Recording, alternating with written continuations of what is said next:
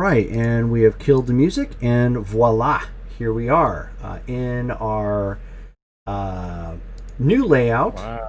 And new Looks transitions.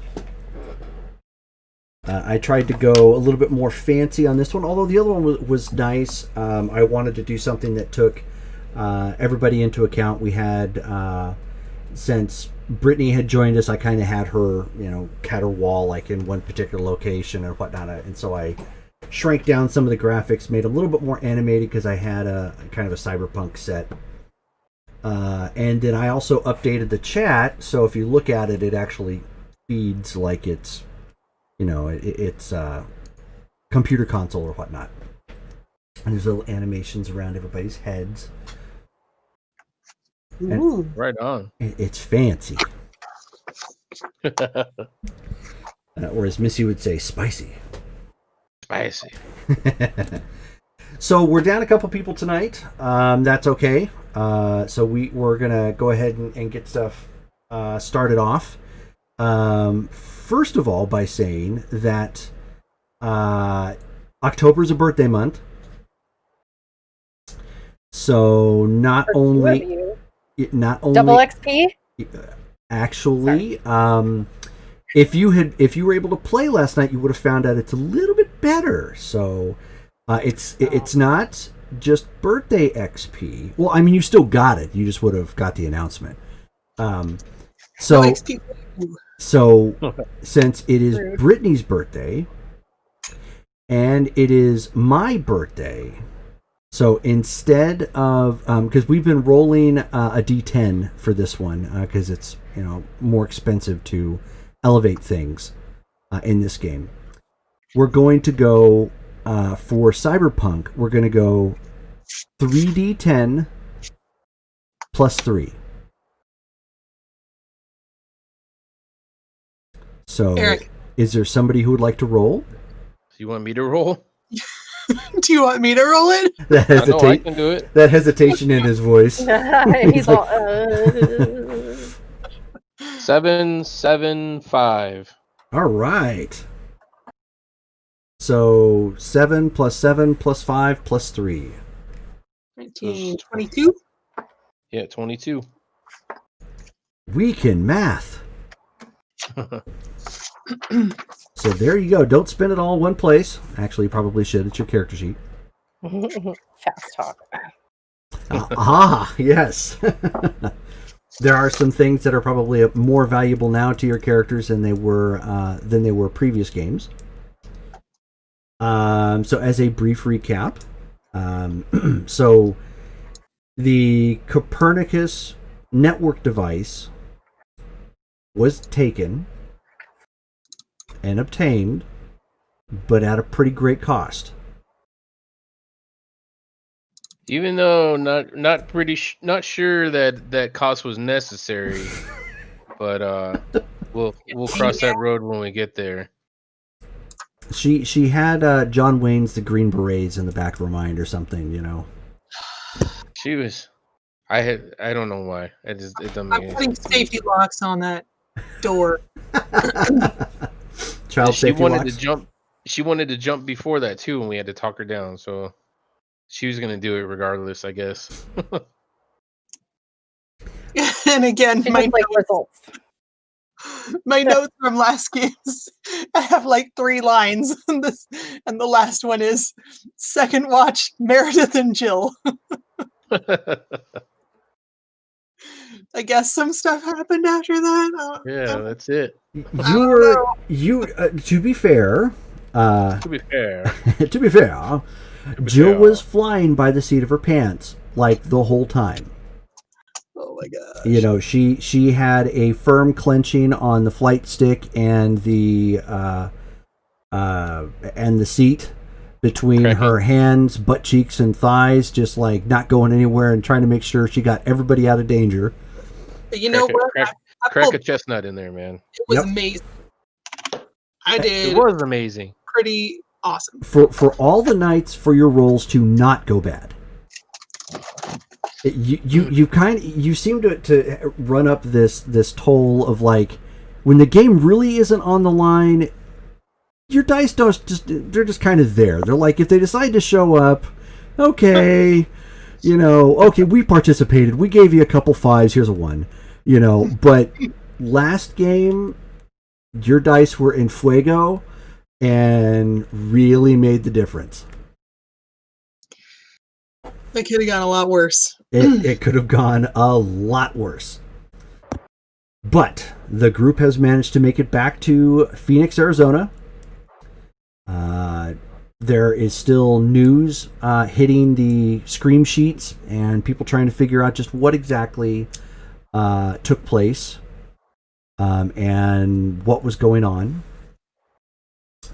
Hellcat was quietly taken to White Hart Medical, which is across town near the Quinns territory on the outskirts of actual downtown Phoenix, Phoenix proper.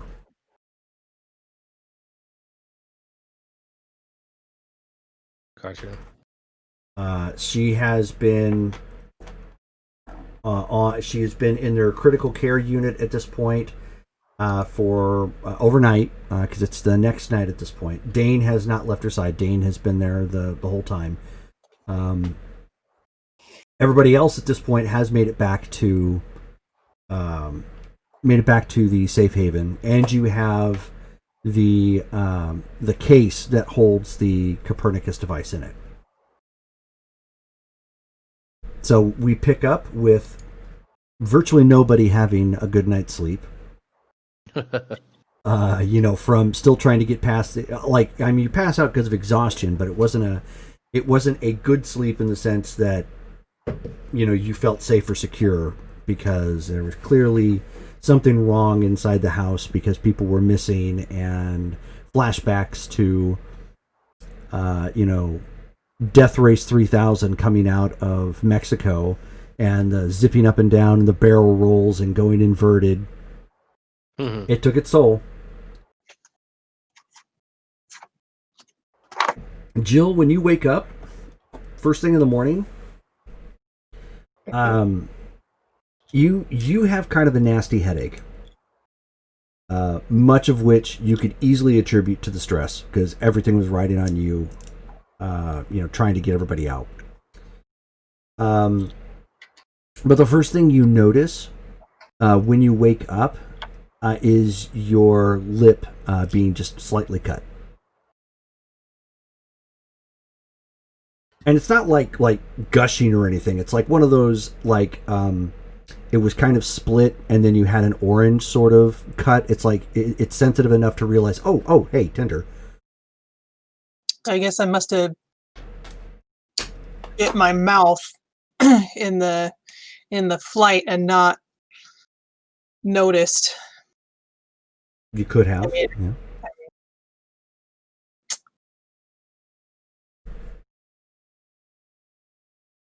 What's the first thing you're doing this not so fine morning? I'm gonna text Dane and see how Kat's doing. Okay. So he sends a text back to you. And he just says it's touch and go. They're still working on her. I don't know anything yet. They're not letting me see her nearly as frequently as I want. All right, I'm gonna text back a heart and just leave it. And then I'm gonna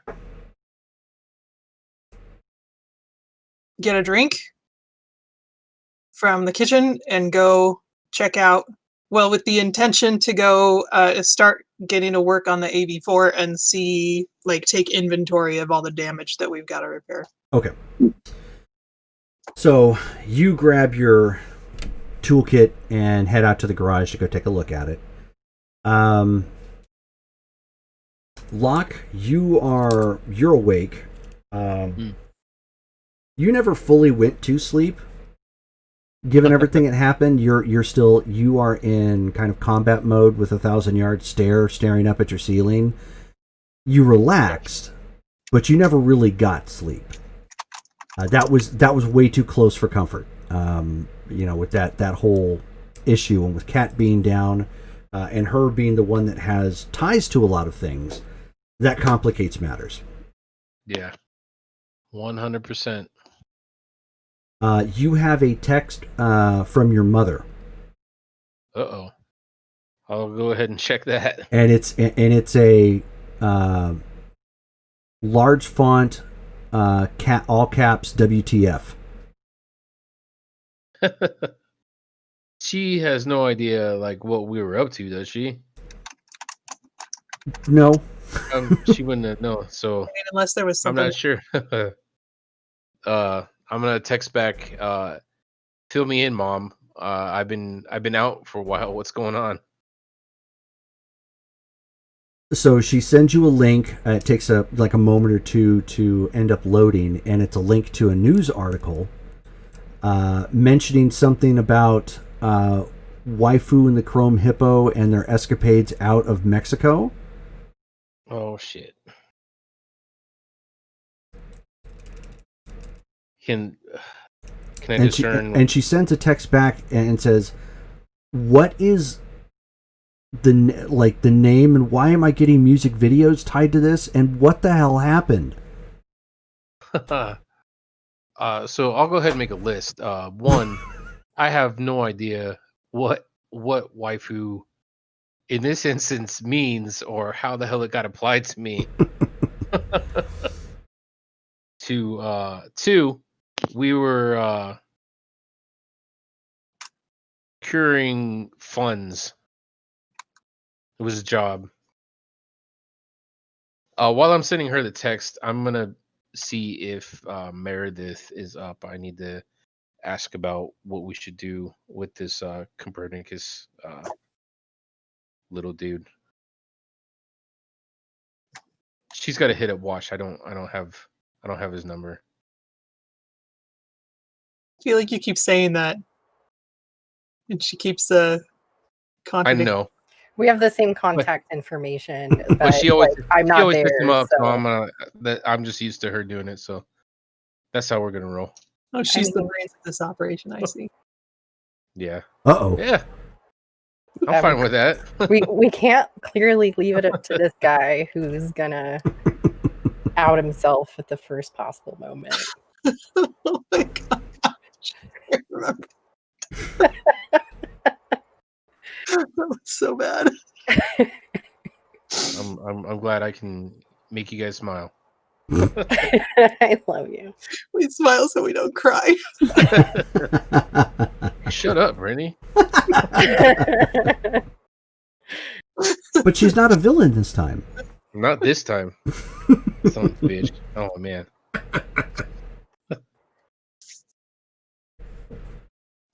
Well, I mean, Yes, Meredith at this point is awake, probably in a very similar situation as Locke was.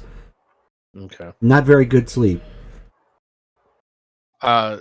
Before, like, while she's rousing, I'm gonna say, hey, if you can ask him if there's a certain way he wants us to get rid of this, or if it's just up to our discretion. I'm not sure if there's a certain way we should go about destroying this thing, or if he wants it, or what. I mean, yeah, but if you just hang out, and I'll give him a call, and we can discuss it. No problem. So I'm gonna go ahead and I'm gonna give Wash a call. Okay. So it pops up on your video screen, and it shows Wash impaled to a chair.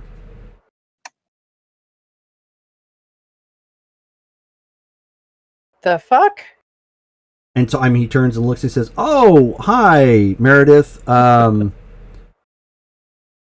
This is not what it looks like." Are you okay? Yeah, I'm an AI. This is just a visual. I'm trying to simulate what it would be like to hang around. I'm sensing I didn't get this quite right. Not at all. No, not particularly. Hanging around as in existing as a whole and functional being, not necessarily disrupted by protruding pieces of metal. Oh, I got the slang totally wrong then. Oh, that's my bad. I am sorry. This is probably first thing in the morning for you. How can I help? Yeah, so we have the ticket. How do we destroy this thing? Or your unit? Not your unit. You know what I mean. The job is done. Preferably with a sledgehammer.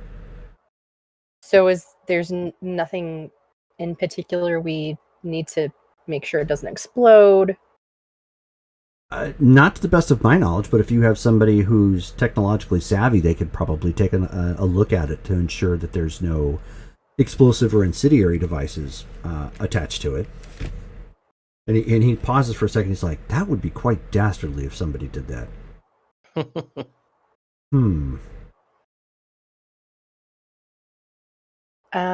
Okay. So I guess that that answers your question there, Scooter. If I had a screwdriver, I'd stick it in your ear. Rude. Okay, then I guess this part of the business is concluded. Yes. And I believe I've already sent the money over to your account. Thanks. I'll have our person verify and let us know if there's anything wrong. Just make sure that the device is thoroughly destroyed, preferably set on fire and crushed or something, completely irreparable. You can count on it. All right. So with that, I'm gonna go ahead and just hang up with Wash and. Okay. I guess let's go set it on fire in the alley. Yeah, I was gonna say that. Yeah, we can take it in the alley. That's fine. Should be no problem.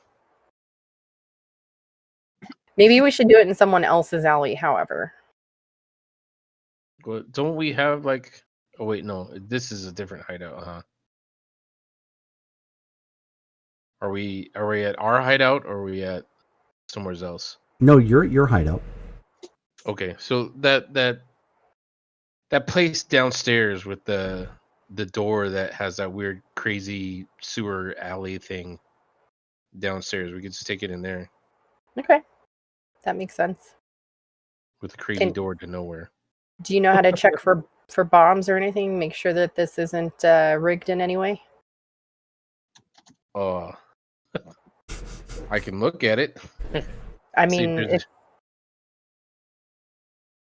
I'm gonna go ahead and take a look, but I'll say that aside from shooting it and making it melt, I'm not gonna be able to tell if there's other bombs in it. Okay. All right, let's get to work. I'm gonna go ahead and I'm gonna find, I guess, whatever type of instruments we can use to play whack-a-mole with the Copernicus device and maybe some lighter fluid. Straight up mallet. That'll work wonders. I bet I know where you can find one of those. Yeah, we got to get Jill in on this. All right. So what are you going to do to examine it for explosive devices, Locke? I am checking my skills right now, and I don't have. Do you have demolitions? It's under tech. I'm checking right now. Tech, arrow, maybe. No, I don't have anything under tech, dude. Whoopsie. You know, I've got combat and handguns and rifles and all that stuff, man. Well, you could certainly give it a try. You have a technical skill. It just means you don't have really anything to add to it. Yeah, I'll take a look, man. So it'd be just tech and 10? Mm-hmm. Ooh, 10. So that's 16 altogether. Okay. So you look it over for anything that you might be obvious, like something like if you lifted up the top, is it, or I should say, opened its circuitry or something. Is there something rigged to explode there? You also look to see if there's, so you're kind of looking for obvious triggers. You're looking also for anything that stands out, like plastic explosive or something that wouldn't be, obviously needed in a computer device. Anything that looks like a charger, or I say a charger, but like a detonator or something, and you're actually not coming up with anything. It doesn't look like this has been rigged to blow. Okay. I'm gonna look over to Meredith and give her a thumbs up. All right. I'm gonna go ahead and I'm assuming we had like baseball bat in something besides the mallet. Sure. Okay. And I'm just gonna hand it to him. You can do the honors. Well, right on. I guess I'll just start swinging on it, man. Did you guys come and get me? Yeah. On the way out we would have. Okay. Sorry. I wanna witness this. The death of the Copernicus. Okay. Bernie, let's go full Office Space on this. There you go. Die, motherfucker, die, motherfucker, die. What was that, the K-12 paper jam or something like that? Yeah, they took it out into a field. So you take it into the garage, where Jill has just now taken apart part of the engine to the AV4 to taking a look at it. And they've got the device. They've got like just a baseball bat with them, and they're also looking for a hammer to positively wreck this thing and just kind of lay it out on the floor. Wait, I thought we were not going to do it in the garage. Oh, yeah, downstairs in the whatever that place is called, the basement. The little escape hidey hole. Yeah. Okay. The escape to nowhere. But I will absolutely supply a hammer. All right, let's go wreck this. So you guys go. So then, correction to the scene. You go deep down into the basement of the hideout, where hopefully no sound can be heard, especially not the screams of this helpless device. And you start going to town, just crushing this thing and smashing it up, and just even if chips of it are like in one piece, you're not even or that may have hopped off the board or something. That's not even spared with your wrath. Just everything is getting pulverized down to material components. We're gonna turn it into flour, and then make a cake out of it. A silicon cake. And bury it. Oh, he have to walk. The walk fuck boy.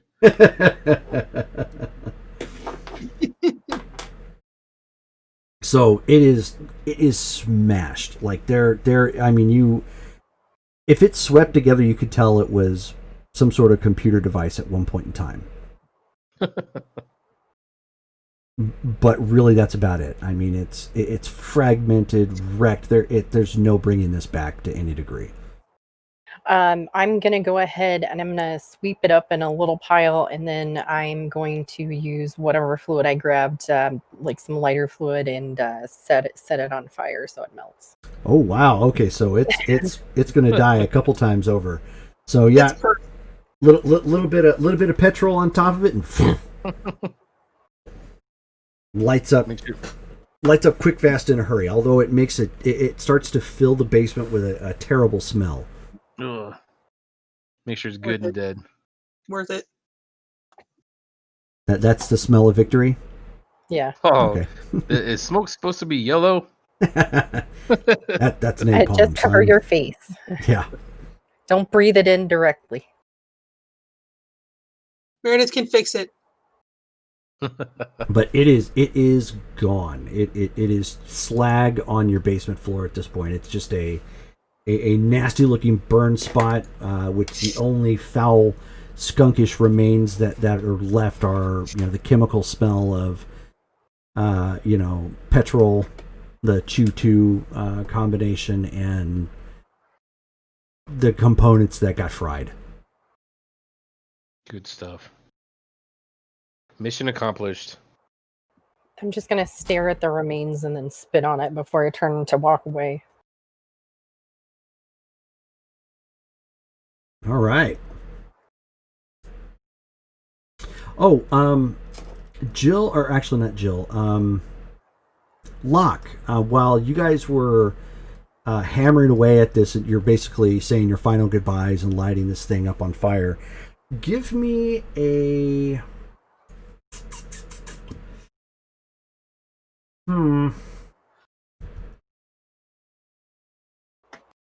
Give me an intelligence and perception, or no, awareness notice.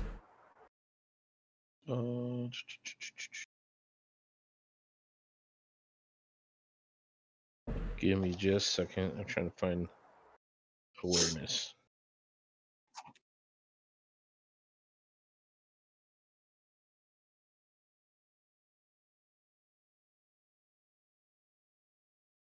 Mm.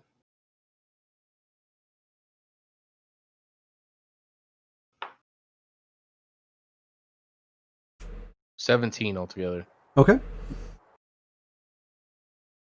You notice as Jill was participating and, with her hammer and smashing, taking turns at smashing this device up and whatnot. Probably got the hiccups. You can see that at some point in time she had dental implants added. Oh, wow. Two kind of very sharp looking teeth up front.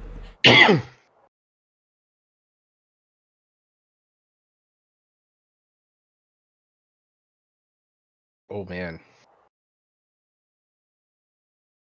I'm going to mention that to these guys and let them know. Is this something I've been familiar with before, with things that I've ran into? Yeah, it's fairly common for people. Well, I should say not fairly common, but it's common enough that people will get dental implants for like the fangs. Okay. For aesthetics? Well, they actually they're combat worthy. Wow. Those type of cybernetics. Yeah. Whoever did hers, it looks pretty legit. And you probably need to get a closer look, but I'm gonna go ahead and inspect. okay. So, what is your response, Jill? She's walking over and trying to open your mouth. What's who did this? Oh, yeah, I think I bit my lip or something in the fight and I didn't really notice, but it's okay. No, who did this? Huh? Have implants. I'm gonna grab her face and I'm gonna lift her lip up. Who did Like, this? like grab her by the teeth and make her face go like that. They're not saber tooth. It's like Look at these things. I'm gonna touch my face and poke around. Okay. Be like, You have two fangs. Meredith, why don't you give me a tech and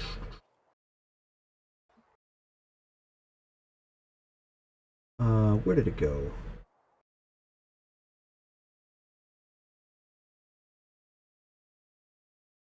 Okay, it's I guess I'm thinking of something else. So give me a tech and a med tech check. Okay.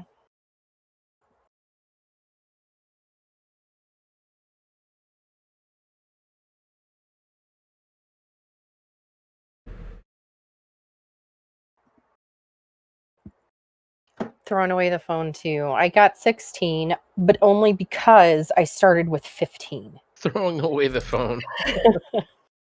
That's some bullshit. Wow. Your score before roll was 15. With your roll, you got 16. So she got a 1. I got a 1. Damn. So That's some bullshit. you're looking at her teeth, and these are such flawless implants that you can't even tell that there's cybernetic, like at all. It's actually enough to make you a little envious that somebody did that good of work. Am I able to tell, like, with the surrounding flesh, like, how long it's been since she's had them implanted? Like, do they appear to be fairly new and maybe something that I just never noticed? Under normal circumstances, yes. That's one of the things that are so flawless about her mouth. Like, you can't even tell, like, how recent they were. Okay. How long have you had the fang?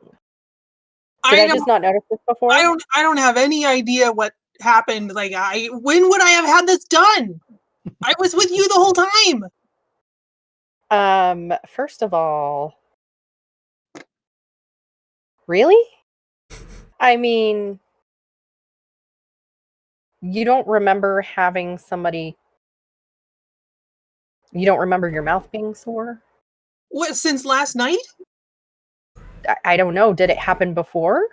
I've never seen them before. This is the first time you've bit your lip like that? I have no idea where these. Oh shoot!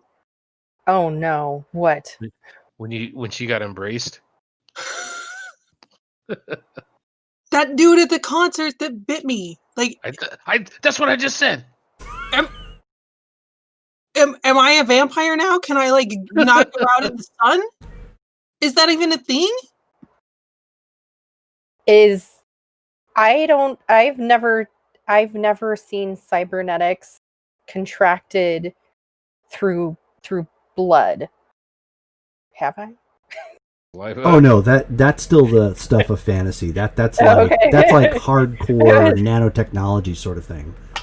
So that would still be sci-fi no, to you guys. You're not a vampire, How do but you know?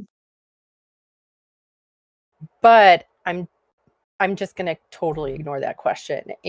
But I'm really concerned that someone was able to work some magic to give you oral surgery, and someone had you unconscious for who knows how long. Without I've anybody knowing. been with you guys this whole time. What did it, like, the tooth fairy come and redo my mouth? I mean, I wish I had an answer for you, but I think we're going to have to look into maybe what. I have no idea. Like, was it when you were asleep? Outside of before everything happened, you were asleep outside. But I didn't see anybody, and you got up and you... Like, on the roof? No. Like, before we got the device. On our stakeout. Yeah, on the roof. Like, I can't imagine. I don't can't know. either. But really, that's I don't know. Are they okay? So can we like scan them or something? Is there, like, a way to find out where they came from? Yeah. All cybernetics have you would know just from being a med tech. All cybernetics, it's no different than an auto part. It's going to have some sort of, like, part number and whatnot. Yeah, we can definitely do that. If if this location has been compromised, though, that might be an immediate issue. So maybe we should check the necessary perimeters. Because if someone came in and did this to you last night in your sleep, then maybe someone's still here.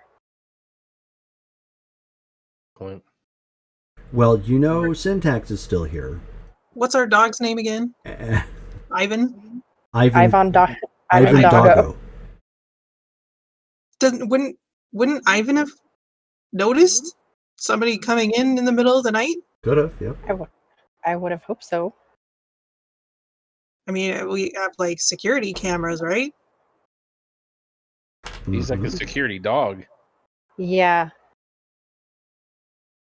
I'm gonna go ahead and I'm gonna, unless it locked. Do you think you should maybe run in and check in her room No, to see if I'll there's go. any disturbances, and I'll start to scan her teeth and see if I can figure out where these came from. I'll go check her room. I want to look at Jill and be like, hey, between me and you, I think you were embraced, and them shits are real. And then I'm gonna go take off to her room. And Jill looks like totally freaked out. What did he say to you? Whatever he said to you, just completely ignore.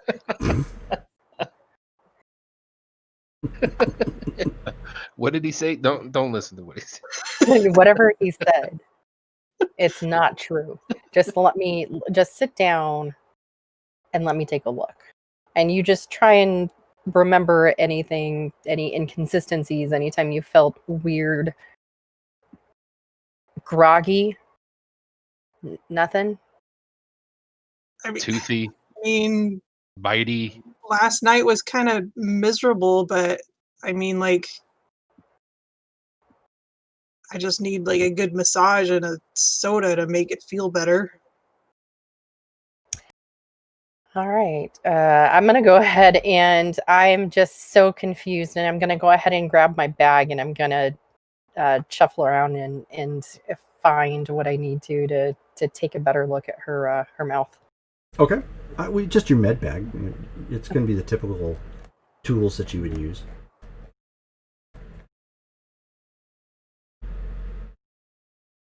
So why don't you go ahead and give me another tech and med tech roll with your bag o' tricks.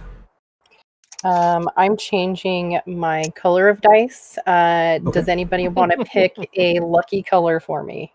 Green, man. Or was it green before? No, it was No, red. it was red. Okay, your color's green, babe. Okay. I am an all-powerful sorcerer. The shirt is blue.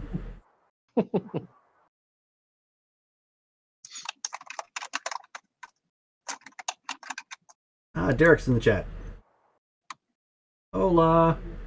Yeah, why aren't you here, Yeah. slacker? Much better. I got a 20 total. Oh, all right. Okay, so you have gone over it in much greater detail. You pulled out your scanner and you've pulled out tools like you normally would to, extract the serial number or to take a closer inspection. And as you do, all you're doing is pulling up her gums. Like you're seeing the bone of the tooth and the root. Oh man. The teeth are legit.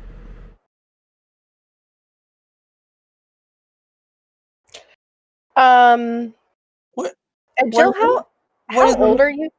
Sorry, how old are you, by the way? I just don't remember. Are you still growing? I'm 20. I don't think you grow much after that. Okay. All right. I'm so it does look like your teeth got maybe just you had a growing spurt, maybe just your teeth weren't fully descended, but I think we should maybe take maybe a blood panel, or can I just give you an overall checkup? Is that Sure. okay? Okay. So I'm gonna go ahead and I'll just go ahead and close the door to make sure that nobody comes in and interrupts, and Okay. just go ahead and do the doctor thing. Go right on ahead. So at this point, you're going to give me a tech. Oops. And. Or sorry, well, let's go tech since you kind of know what you're doing, but then diagnose illness, which is under an intelligence skill set.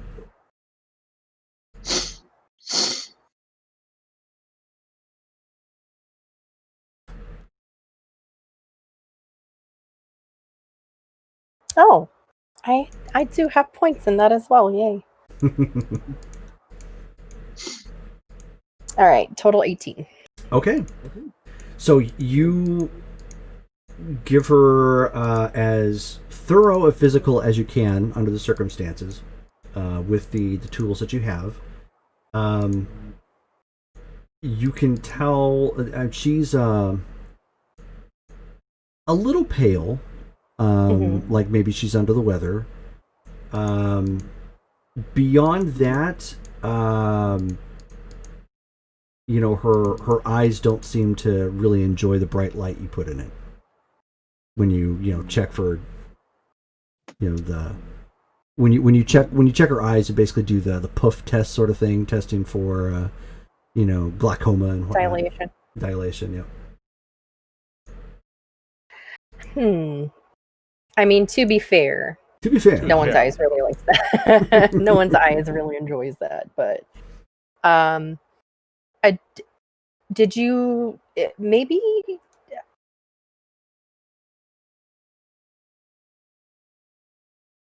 How do you feel? How do I feel? How do you feel? Jerome, how do I feel? You feel fine. Obviously a little under the weather from everything that's happened, so stressed out. You've got your headache. So I can't really see anything that's wrong with you. Everything looks okay. You just somehow got long in the tooth overnight, huh? So I don't have anything I can do for that right now, at least. And I think you should probably get some rest. And why don't you go get that Coke and maybe try, I don't know, like take a walk outside in the sun. Take a walk? Well, yeah, just take a walk to, get release some of your stress.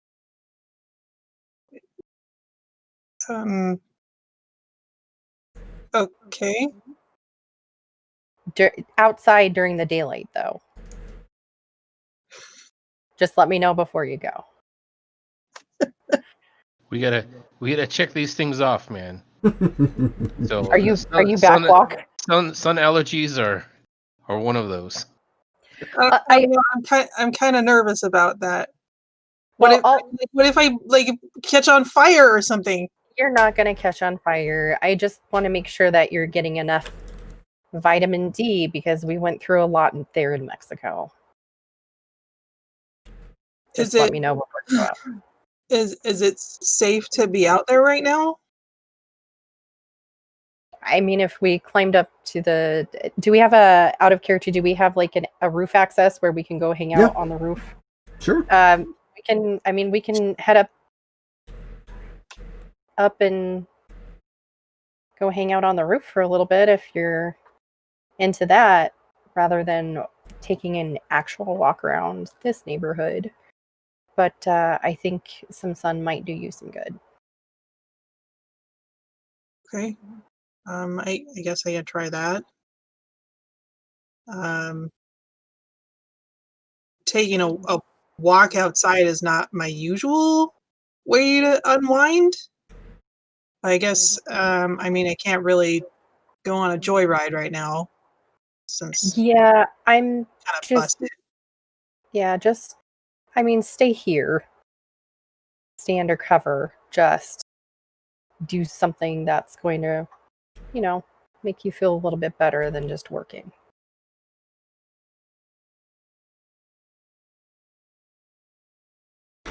Okay. That's weird, but okay. I guess I'll go bring some soda and my headphones and go just chill upstairs. Okay. So you climb up to the roof with some soda? Okay. Yeah, not a problem. I'm gonna go ahead and follow behind, but very discreetly, and just kind of oh, this is gonna, I don't know what's wrong with her, but I'm just gonna. Maybe Locke was right, but he's crazy, so. Okay. So, you get up to the top, and you've got your soda, and it's kind of bright out. It's already hot, but that isn't, hasn't changed. Phoenix, in this day and age of cyberpunk, tends to stay about 10 degrees hotter than Phoenix normally would. Ugh. Right, exactly. Yeah, that's terrible. And you take back some soda, and your headache goes away a bit. But you don't get the same satisfaction from the soda like you normally do from the fizzy bubbly. Hey, Meredith. Oh, you're muted. Babe. Sorry, I was down the hall. Yeah. Meredith, is this diet? Diet what? The Coke, is it diet? Did you I order don't caffeine free? I don't drink that garbage. I didn't buy it. It's really weird. I feel like there's something wrong with it. Okay, well, good to know. Let me know if you notice any other differences or if you get any cravings, but maybe it's just because maybe you just have a little something in the back of your throat. Maybe, Can you grab my sunglasses? Your sunglasses? Yeah, it's really bright up here. Okay. The clouds are not helping. Okay, I'll get your sunglasses. So I'll go ahead and get them. I'm going to bring them up to her, but I'm going to kind of just evaluate her visually to see if anything crazy has happened. Okay. Doesn't really look like it outside of the fact that she's squinting because the brightness of outside.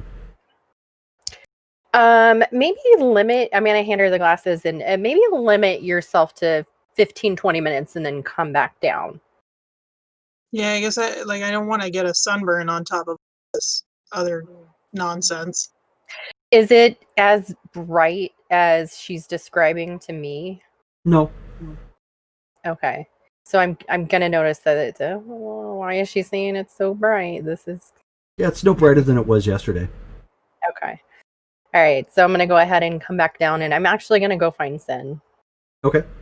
I mean, at this point, she just climbed out of the shower. She's got a towel wrapped around her body, and she is combing her hair out from, having rinsed it. Okay. I'm just gonna kind of casually walk in. And, hey, babe, what's up? So, what do you know about vampires? That they tend to be my favorite movie. Yeah. I don't do a whole lot of reading the books, but I tend to like the movies. Why? Are we going to watch a vampire film? We haven't done that yet. Not in a long time. No. So, the other night how Jill was assaulted by one of Sarah Tremere's fans. Yeah, what about it? So Jill has fangs, and they're not cybernetic fangs, and she's also got a sensitivity to light suddenly. And I mean, she said she had a headache, which could be a migraine, but she seems okay otherwise, and she's just, I mean, she looks pale, but the teeth thing are really, it's, yeah. So let me get this straight or right from you for a second. So you, the doctor of the group, you're telling me that Jill is a vampire? No, I'm not. What I'm inquiring to you is if you have ever heard or ever seen anything like this before. Maybe it's some sort of a drug that this guy had on. I don't know. I mean, that's possible. But Injected her somehow. I've never heard of vampires, not in real life, but yeah, I mean that's not uncommon for some people to have, you know, implants or something, and they literally have some sort of like venom or something inside the tooth. Well, I know that, but what would cause her to grow teeth or longer teeth? I don't know. She seems pretty Your guess okay is as otherwise. good as mine. I don't know. That's I've never heard of somebody growing teeth. But then again, I mean, before we hit up Biomedica, I'd never heard of any nasty cloning accidents like that either. So Yeah. Yeah. Crud.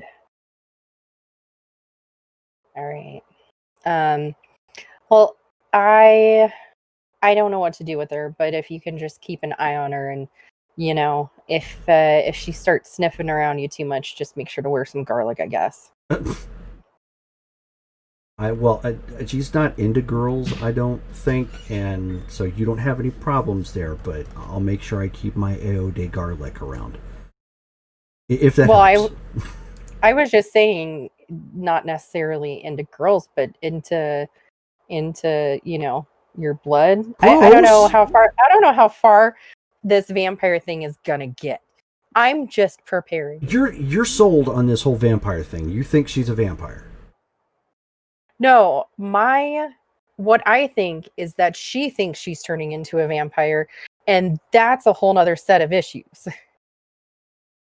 And it doesn't help Okay. that Scoot is Shut feeding it up! into her ear. I hate all you people, man. No, you don't. Shut up.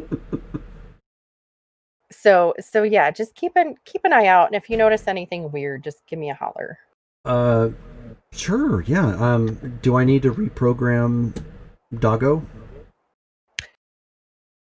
Actually, I don't know, but yeah, maybe for monitoring purposes, that might be helpful. Okay. I'll set up something, some sort of. I'll change something to the algorithm there and see what I can come up with for like monitoring the house or something. So that way, he keeps a little bit closer eye on Jill when she's here. Was there anything else? Do you happen to have Sarah Tremere's contact information, or was that just Mac? I think that was just Mac, but I could probably find it. It shouldn't be too terribly hard. I mean, she has a publicist. Okay. Yeah, if you could just maybe do a soft look for it. Nothing crazy, but Okay. with that, I'm gonna go ahead and steal her towel and then run out of the room. He's like, bitch! Least you can do is stay and finish.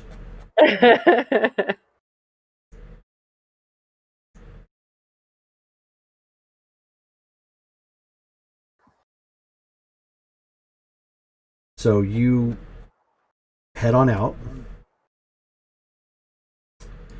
Locke, you end up getting a text message. Uh-oh. I'll check my text. And it reads, looking for waifu. And it's from a number you don't recognize. I'm gonna put ... That's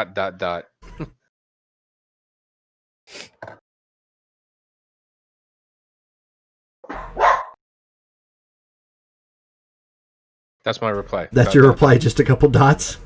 Yep. So then the text comes back through and it says, should I repeat? Looking for waifu. Who's asking?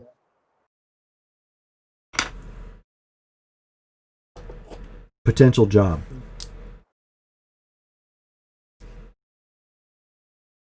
I'm all ears.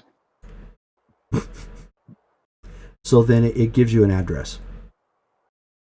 Oh man. All right. Can I search the address and see? And a time, but it's not until the evening. Okay. Doing a search of the address. What does it show me? Okay, so and that's pretty easy. The address is actually in town, so it's not a part of the wastelands around Phoenix. It is on the lower end towards the north, so away from the Knight's Edge, or I should say Razor's Edge territory. Razor's Edge. Okay. It just says an address and a time. Does it say or should I be asking for anybody, or will I know? And there's a bit of a pause, and you end up getting ... It says, "You'll know it when you see it, baby." I like this. I like this guy's cut of his jib, man. I'm gonna. Is Meredith around? She has a towel with her. She came just rushing out of her bedroom. I'm gonna throw it at Locke. Some weird lesbian stuff going on over there. So Locke, it's not like it hurts or anything, but you get a wet towel thrown up against you. Just Like, I'm not even gonna try and understand this. It's moist. In other news, I just got a text. Somebody asked me for the waifu with a job opportunity. He's giving me an address and a time up north. Sometime tonight. Okay. We're down some of the waifu. Do you have any information other than that? Said, I'll know when I see it, baby. That's exactly what he told me. I don't know if it's a he. I'm saying that. I'm not assuming genders right now. They. I mean, baby. I could have guessed that, but it's. Yeah, your boy's on the table. Are you serious? Yeah. Now he's off. Oh no. Oh no. Oh no. That's what happens when Scooby-Doo gets big. Pretty much, yep. He looks for the Scooby snacks. So I guess let's I guess we can figure out when if Jill wants to take off and what kind of transportation we can take. Yeah. I mean, I got my bike, but it'd be cool if I could take another person with me, or all of us go. Well, you've always got the car that Meredith never drives. Yeah. Oh, yeah. We did get that back from the parking lot where we had the fight with Venom, correct? Oh yeah. Mm-hmm. Okay. Yeah, we can take my car. Right on. What time did the text say?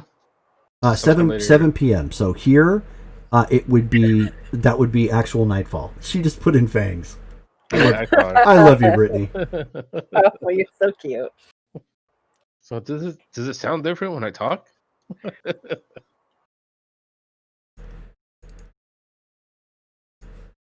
All right, so Meredith, this thing isn't until about 7 later on. I'm not sure if you guys got anything planned for the rest of the day or whatnot.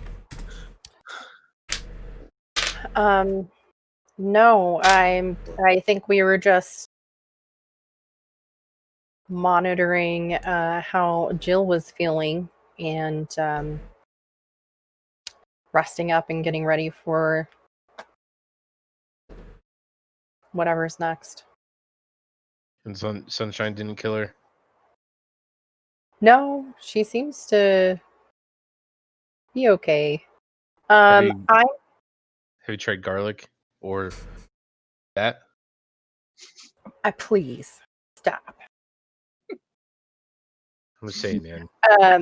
What I'm just saying is we do need to figure out why this is happening or what happened to her, and I think Sarah Tremere's fan might have something to do with it. So, Yeah. I asked Sin to get her contact information so I can reach out to her. Okay. Good point.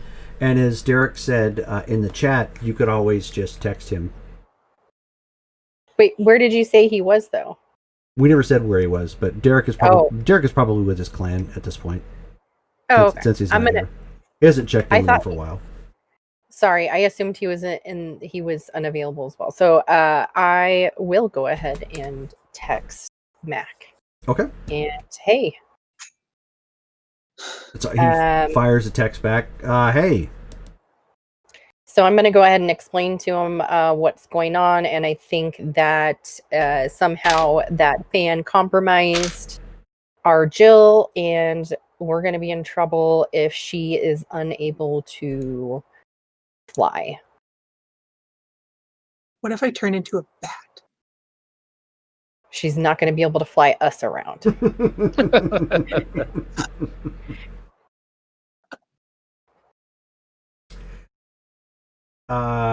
Okay, hang on 1 second.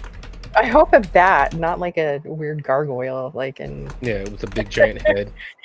It was like a big baby. Like a baby. Like a hairy baby. It was like a hairy toddler. Just petting on her hairy baby. So he's like, okay, yeah, that sucks, and that's a first for me. I was always under the impression that was kind of a show thing. I didn't know that was like real, but he ends up giving you her phone number. Okay.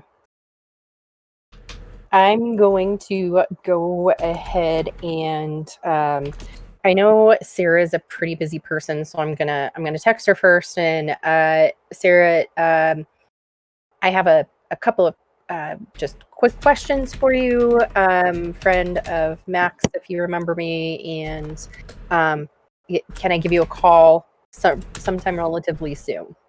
Okay. Well, she doesn't respond, but yeah, you send off the text.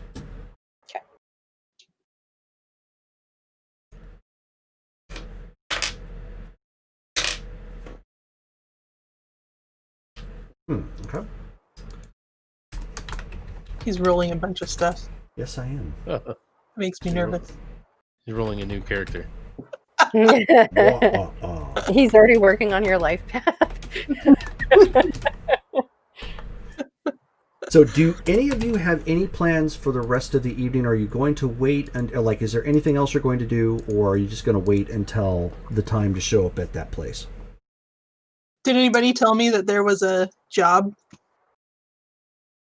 I mean, we can't take the AV, but as of this point, no. So you're probably still working on it, although they can. Okay.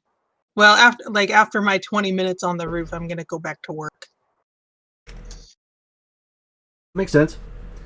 Why don't you give me, for you specifically, why don't you give me a tech and AV techs check. As you're starting to patch your baby up. 16. Okay. So you begin with removing the excess rounds that peppered the the vehicle, from your fight and whatnot. So you strip that down. It's going to be down a while if it's just you. It's going to take, if you're the only one working on it now that you've looked at it. Several parts are going to need to be replaced. It's going to be at least a week and a half. Have in times before, have I had assistance fixing it up? Because I don't have super high scores with the tech part, so more with the flying part. So I'm wondering, do I have resources as far as getting assistance fixing? No. Into a shop floor? You can definitely take it into a shop. That part's not a problem. Wondering what we've done before. Well, Was it just... in the past, nobody's done anything because the AV4 has not been used a whole lot. Oh, right. This was pretty much the only second or third time it's been used extensively. Okay.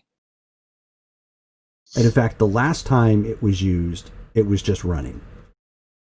So okay. there was some gunfire and whatnot, but nothing to the extent of what you guys faced. Do I know anyone that could help me out with it? None that you're on good terms with. That's what I figured. Okay. You could always go to the Knight's Call. Probably don't want to do that. Okay, then I'll just do my best. Okay. And figure out if I can get any more specific assistance as I go. Sure. Okay. So you work on it as best you can. Is anybody else doing anything, or are you just waiting and letting Jill kind of do her thing? You said I didn't really get any sleep. Right. I'm going to try and knock out what I can. Try to power nap it? Yeah. Okay. Why don't you give me... let's go with your cool and... just for... You're trying to relax. Just a straight-up cool check. All right. Ooh, that's 18. Oh, with a 10. Nice. Okay. So you down a beer and then just crash back out on your bed or something to hopefully try and relax yourself enough that you'll pass out. You end up getting at least 2 hours knocked back of actual rest. Right on. So it feels better.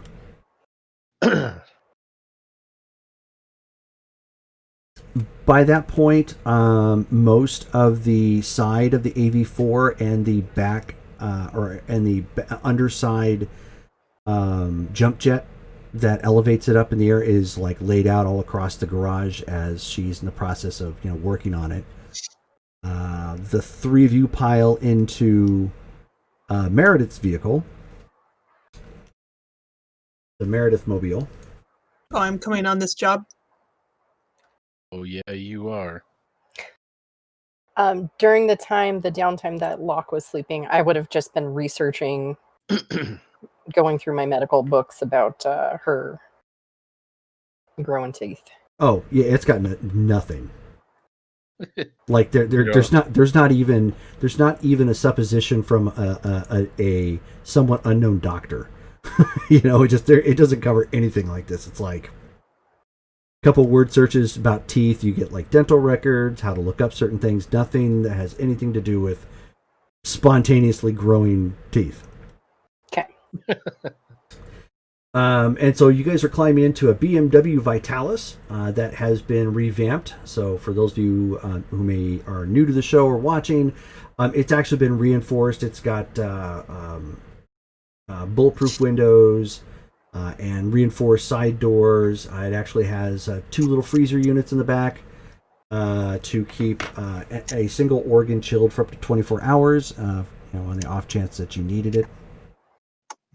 And there are The back seat itself contains a smuggler's hole, so if there's anything you guys need to throw in there to keep covered, like extra weapons or something, you can. You might want to do that before you go.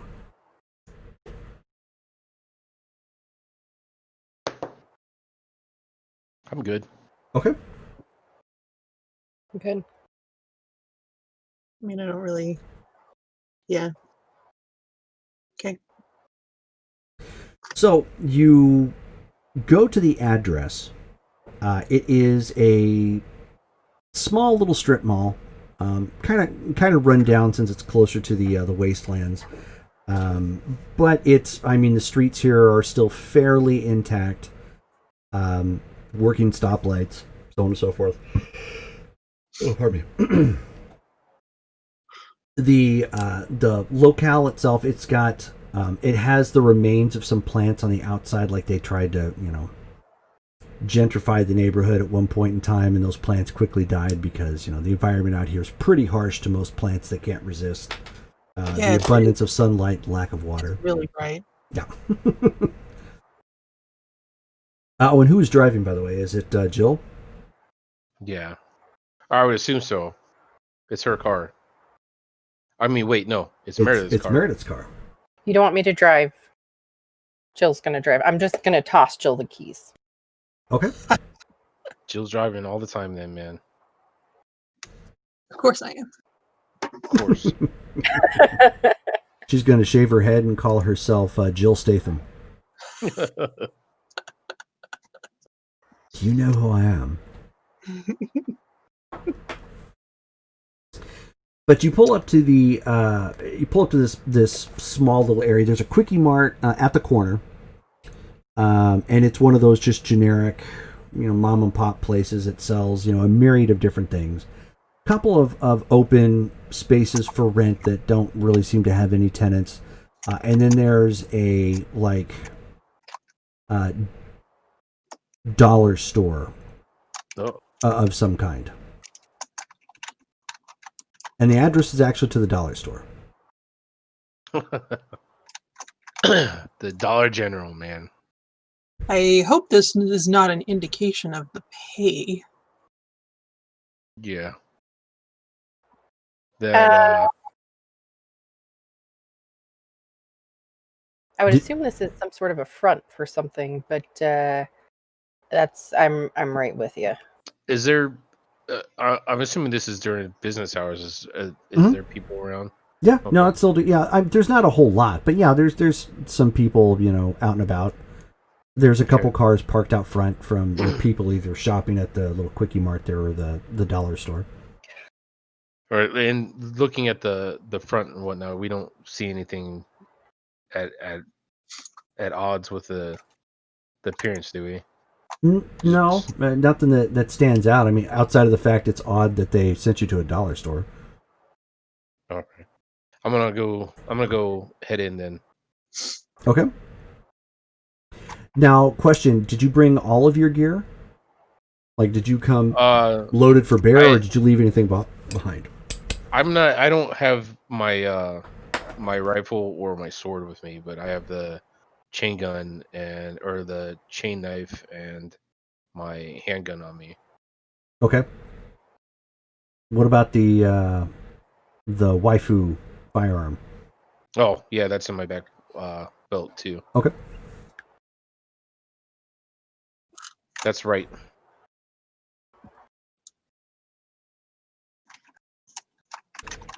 So you walk in, and there's a little chime, as you enter, and there's a security guy up there, who is there. It looks like mostly for show. He looks like he's probably more interested in shoplifters, but I mean, most everybody is armed in this day and age at that point. So if somebody's going to steal, they're going to steal. And there's two people behind the counter. One person checking somebody out. The other person just kind of looking at a scream sheet and popping bubble gum, in their mouth. It's your typical looking dollar store. There's probably 10 rows, that go, 2 deep. And there's like a refrigeration unit in the back. Okay. So it looks like they probably sell, fake ice cream and the other products that people pass off as standardized for Cyberpunk. That FUD baloney, man. Yeah, there you So, go. It's FUD. so the people that saw me, that I'm guessing they don't want anything to do with me, or they're not the ones that They don't. Yeah, sent they don't the- really take it. In fact, they don't even greet you when you walk in. All right, I'm gonna go take a walk around then. I'm gonna Okay. just canvas the store, I guess. So you go, you kind of like looking around. Are the rest of you just kind of staying together, or are you just browsing as well, or? Yeah, just kind of Stay trying to with it. stick together. Okay. Yeah. That's smart.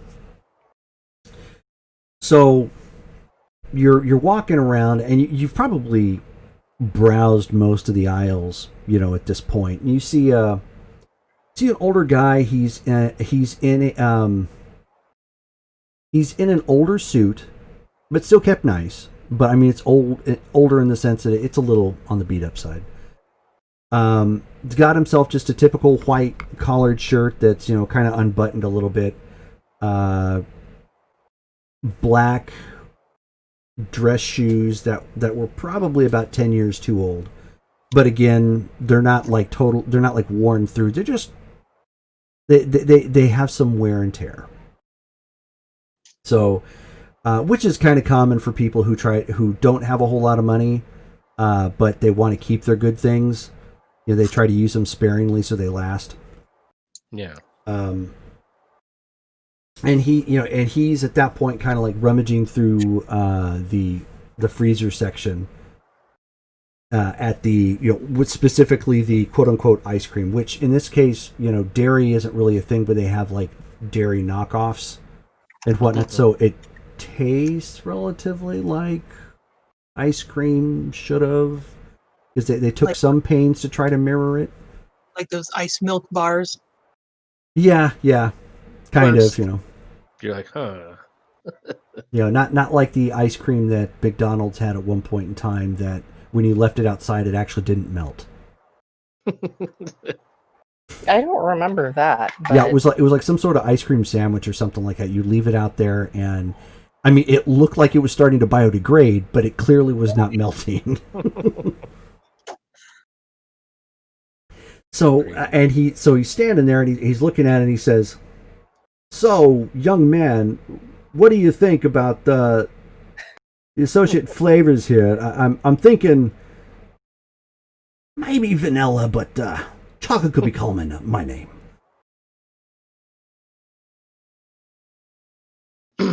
I'm partial to swirling, man.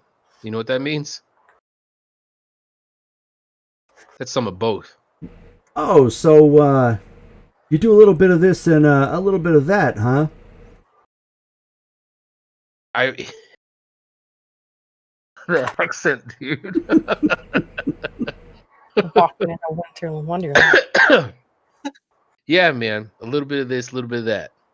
Fingers in pies. Fingers and pies. So he's like, huh. So he motions, somebody over, and somebody who's looking like an assistant, probably some sort of, street rat that he's put to use or something. And he's like, and he mutters to him and points at something in the refrigeration unit. The kid grabs the two, and he goes walking them up front. He shuts the door and he says, "All right, Mr. Waifu, why don't we step inside my office? You look like you've got a moment to spare." That's what I came for. After you. So, walks on to the area, the section that says employees only, and he just walks straight through. Now, if you have seen Constantine, how the guy had kind of like an office living area set up behind the bowling alley. Yeah. That's kind of the way this is. There's like the boxes, there's wares and whatnot for stock for the rest of the floor, and then there's just a section set up for to take meetings or do whatever he wants, and it's clearly made into more of a living space. Sure. So he's like, so Mikasa is Sukasa, step inside. I appreciate the hospitality. So, your text earlier said that you might have a job.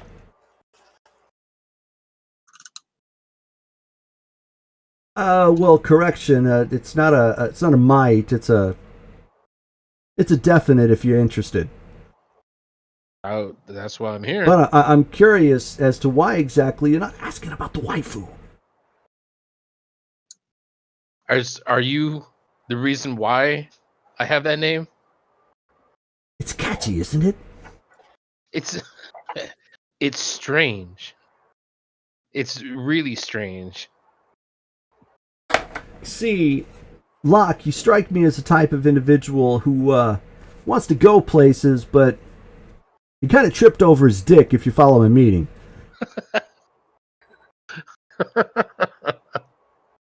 And meant, of course, in as much of a compliment as it is, an error and a misstep. No offense, ladies. I'm just very confused and just I'm speechless and waiting for this to play out. I'm picking up what you're putting down, man. Good. So, apologies for the ridiculousness of the behavior that's kind of gone online. It's become viral. You understand these things, of course. So, that being said, I had to do something to enable you to earn, to work while your name was being dragged through the mud by that Venom individual. No, and I appreciate that because that is exactly what's happening. And so he hands out a basically it's a box, small box of gum that's been opened. So it's got like individual like packets or whatnot. And he's like, anybody want a stick of gum? And you can see the gum is actually called cowbell. I got a fever. I thought we were going somewhere around there. I got it. No gum, none of you. I'll take one. So he just politely passes it around. You can tell that it's called cowbell, but it's actually a knockoff of a premium. You can tell it's a knockoff of a premium candy that gets sold to upper crust types, because when you live on the down and outs, you get used to looking at the back of the wrappers to find out what's actually in it, so okay, did I get a good deal or not? So it's like instinctively all of you kind of look at it and you go, oh, okay, I'm down with this. It's like knowing the difference between Coke and Mexican Coke. Gotcha. Actually, maybe I will have one. You can really sink my teeth into something right now. Sink your teeth in. Don't mind the pun. You got some chompers on you, darling. I'm teething. I'm sorry, what did you say? I'm teething. Oh, teething. Oh, we've got a candy pacifier for that here too. That's on aisle 2 with the rest of the sweets. In case you're into candy. I'll take a look. So anyways, where was I? Oh, right, Venom, bastard. So, got a job for you that might help clear your name a little bit. If you're interested, pays a decent dollar. I'm always interested in that. But off the top, like while I appreciate the endeavor and the help tremendously, and I go like this, what's the angle? Like, why are you this involved? I need able-bodied people. And you made sort of a name for yourself, of course, pre-tripping over your member, that you're kind of a straight shooter. They don't got many people like that out here in Phoenix. Let me tell you. I can appreciate that. So yeah, with the job, I am most definitely interested. So tell me, how many times have you been in orbit? And I mean, like, legitimately, not on something, hyped up, give you kind of the Doors sort of feeling. I'm gonna go ahead and say that's the total of no times. He says, first time's a charm. And he slides a report that looks like he's probably had recently printed. Now the report, the way it's formatted, looks like it would probably format correctly for a scream sheet, but the way it's what it's on is a piece of paper, and it's on an old dot matrix printer. That paper So smelled funny retro. all the time, man. Yeah, so with Yeah. tractor feed and everything. So it looks like he's probably going low tech with some of this stuff. Good stuff, man. He says, so outside of the fact you've never experienced suborbital flight or even possible zero G's, job is pretty straightforward. See, there's this bitch of a woman named Miss Raoul, works for the city here in town. She's got ties to your Hellcat. Don't fully know, I didn't explore, but it's not copacetic. And she's kind of wiggled away inadvertently into some of my plans. And I was expecting a shipment to come down and snafu. I just need you to go up there and rattle a few cages and biggity bam, bring my goods back down.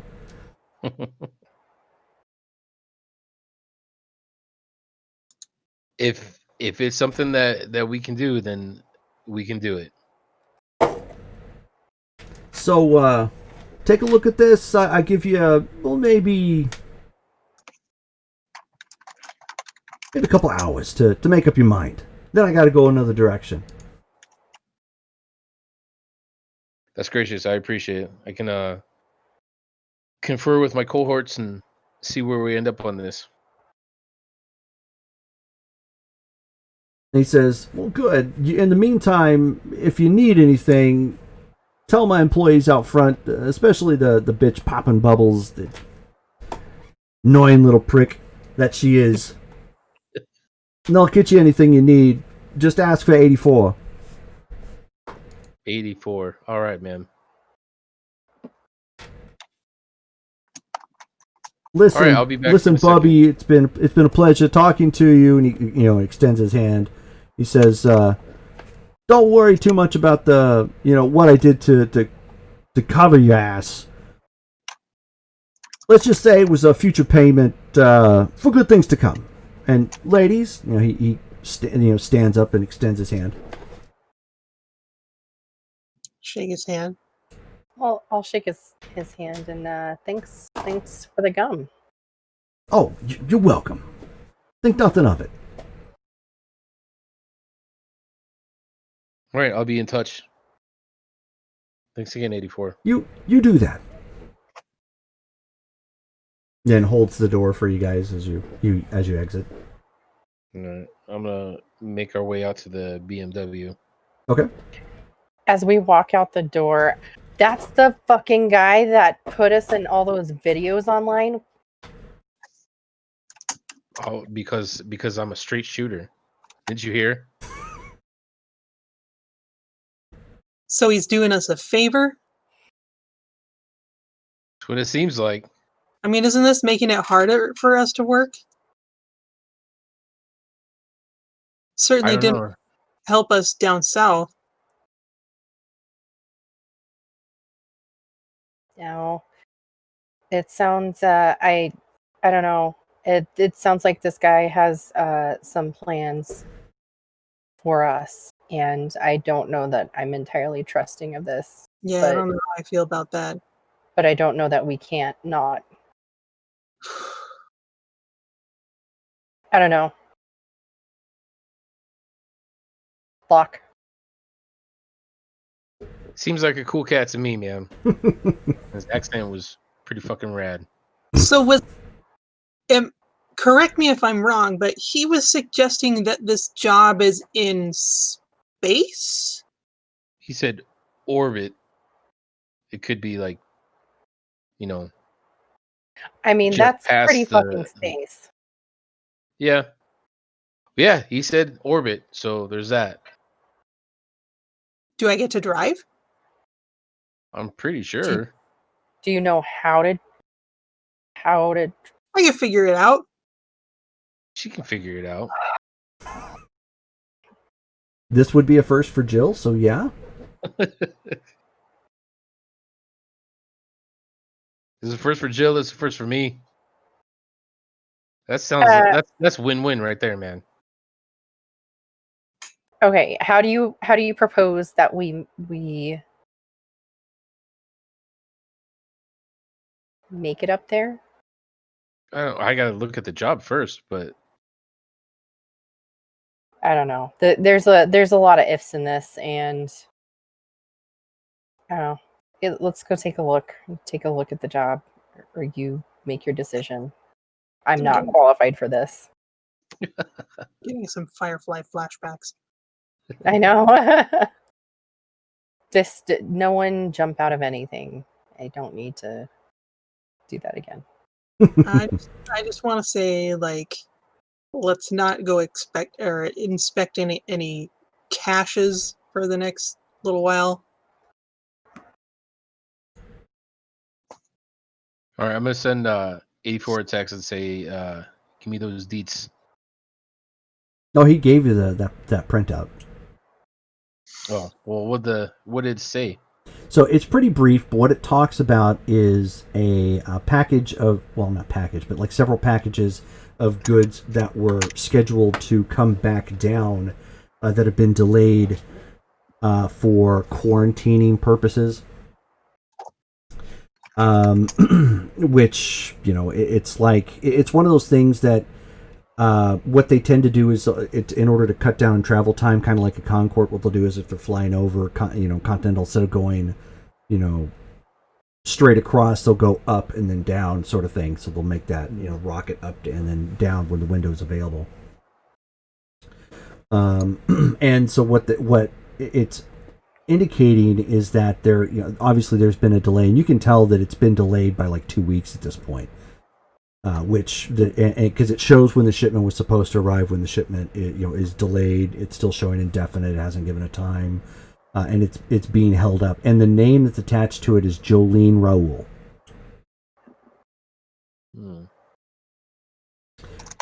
You do know that there is a launch site here in Phoenix, Arizona. It's not a large commercial one like they have in Night City or in some of the larger cities around the country. But they do have a smaller launch pad here that can take things up into orbit. Now, off the top of my head, is that something that's accessible by like everyday people, or do we have to have hookups to? If you're wealthy enough, yeah. Gotcha. Or business related, that sort of thing. So I mean, it's not like it's locked down for strict privacy purposes. It's just, it's one of those things. Think of it along the lines of like what flying was back when flying first came out. Gotcha. It wasn't private, but only the people who really had the money to do it on a regular basis were the ones that actually did it. Besides the printout, did he give us like credentials or anything like that? No, it's nothing like that.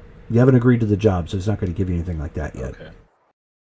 All right, I'm gonna hit him up and say that we are go, and that we need the pertinent materials. Okay. So he sends a contract offer to you. Very similar to what you would find in like the wanted ads and whatnot, but it's written up in very legalese. You do this, you get this. Incidentals are this, so on and so forth. Pay for the gig is $100K for your team. Oh, wow. And then the only deductible he's minusing off is listed at as communication noise, and he's taken 15K off the top for that. He's paying himself. Upon signing the contract from your team, it lists that you'll be given access to the launch pad. It's up to you to obviously get up there, but you will have credentials as independent third party buyer, and you will be a part of mill barge merchants. right on. All right, I'm gonna go ahead and sign it then. Okay. Send it back to him. All right.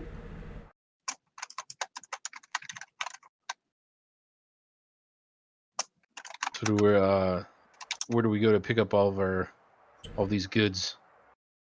There is a Dropbox located downtown at the center post office that has everything will be sent to you there within the next couple of hours. You'll be available for pickup. All right. And then on the printout, when does it say that the launch would be? Launch will be tomorrow. Okay. All right, so I'm gonna tell them. I'm like, hey guys, a couple hours we'll be able to pick up our credentials and whatnot downtown. I can go get those myself if need be. And then launch is tomorrow. We will be going as a bunch of contractors. Okay. I mean, that's more plausible than waifu and whoever we are. And the chrome hippos. Yeah. All right. Well, let's sit that till I get those things, and then we'll be off for tomorrow. All right. Well, I'm a little excited about this. Dude, I am too.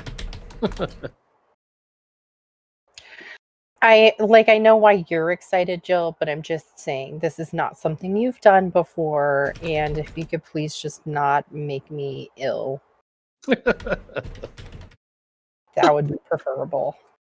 I appreciate your evasive maneuvers and your excellent driving. If you could just, I've never been to orbit. I don't even like driving regularly, so take it easy. What if this is the only chance we get? I didn't want this chance to begin with, so I'm gonna say onto the side to Jill. Let's just make the most. I mean, I appreciate the transportation. However, I appreciate my feet on the ground. So Zero G. Your feet aren't gonna be anywhere on anything. So there's that. Yeah, what's around in 0G? I don't know. Like, you guys can just go, okay? You guys go. Have a nice we need a time. medic. You gotta come with us. Just hold on tight. It'll be all right.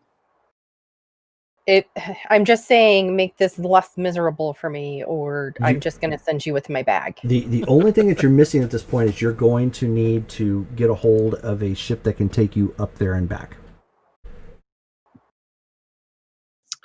All right, so I mean, obviously we can't buy one right now. We need to get started looking. I'm gonna I'm just gonna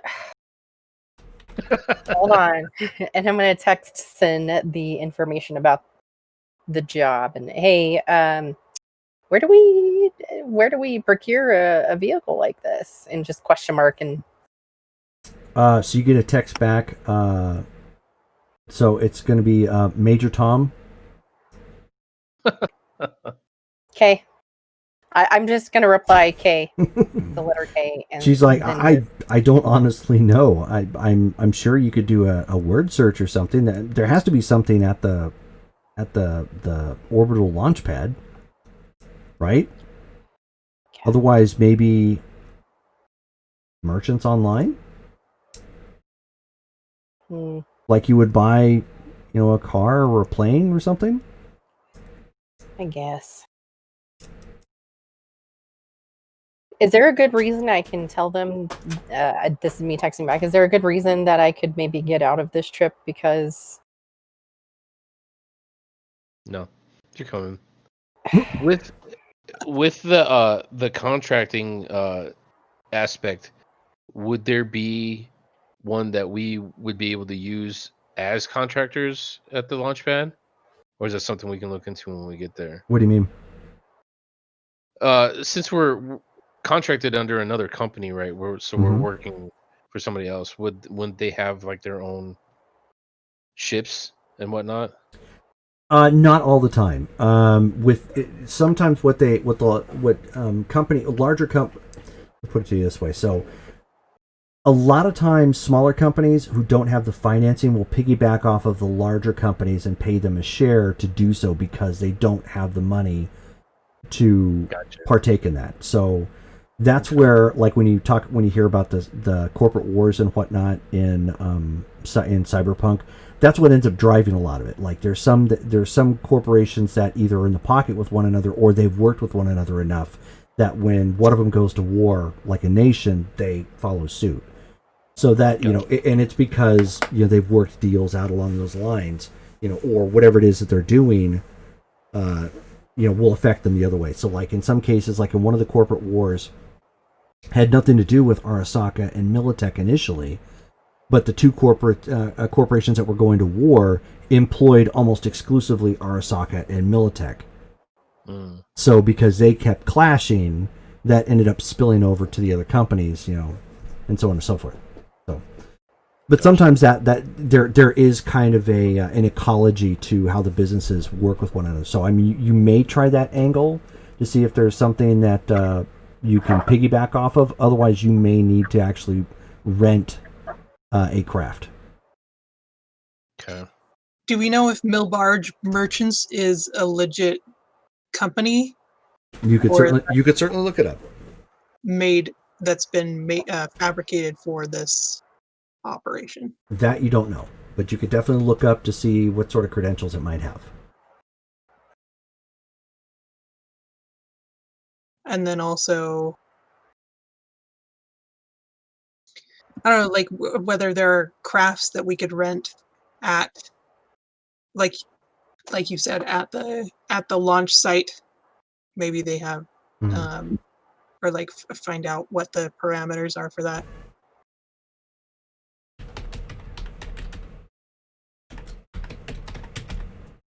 All right. Well, I'm gonna go ahead and research Millbarge then. Okay. Would I be familiar with the kind of technology that would get us up there? Yeah, absolutely. So I probably would know. If it flies, you have a passing understanding of it. That's what I figured. So I would know more about like where to get one of these and like how much it would cost and that sort of thing. You could certainly roll for it, yes. All right, I'll roll for that. What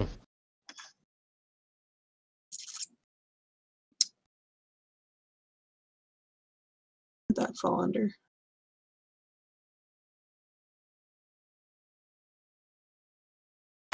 We're going to go intelligence and let's go education, general knowledge.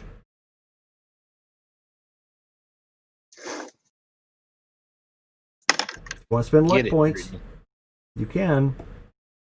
All right, I'll spend a luck point. Okay. I'll use 2. Okay. And that takes my roll to 12. Okay. Unless you want to roll again now that I know I'm using left points. 1 second. Oops. There we go. My general knowledge is not great. But my AV knowledge would be a lot higher than that. Yes.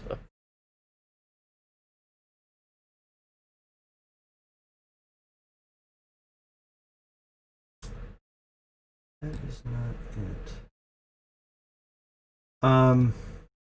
That's good enough though. All right, so you scored high enough to get only like one real result, and it's only because it's one of those things. It's not something you've thought about a whole lot. You focus more on the flying as opposed to like where to find it, but you end up recalling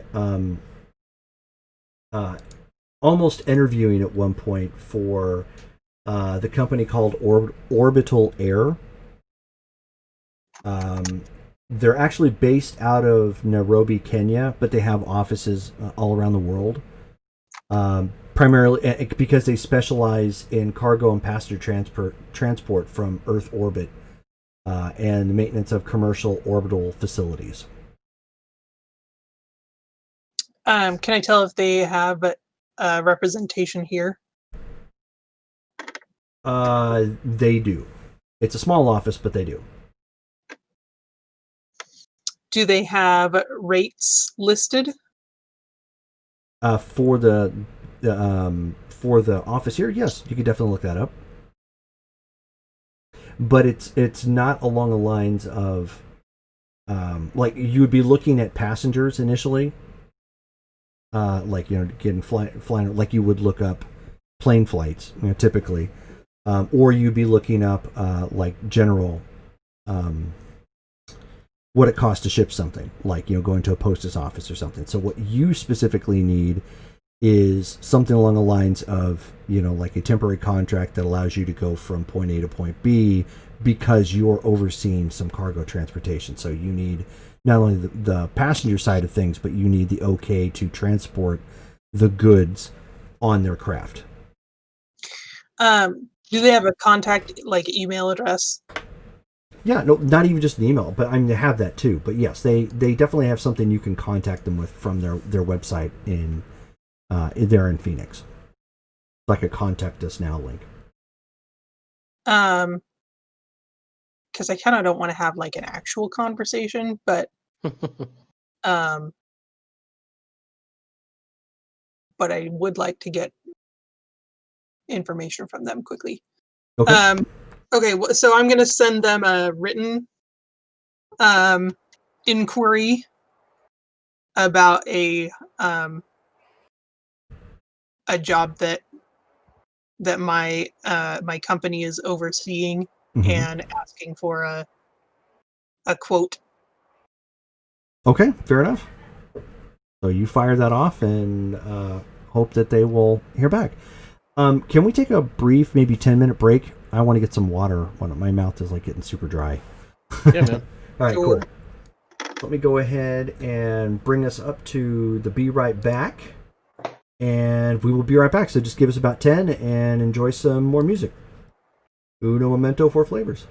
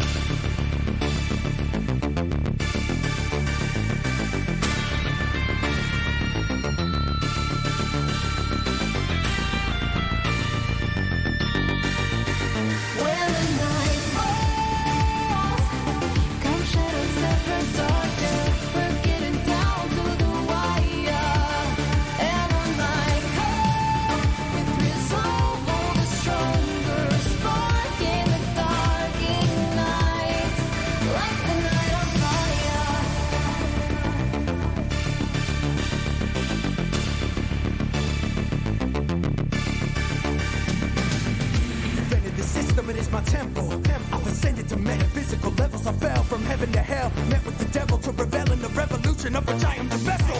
Ready to introduce pedal to metal, get into the fast lane with the rest of us rebels. Unless you're a hack, get jacked in, will mentally wrestle. I'm ahead of the network's curve, now you want a medal? I took the red pill.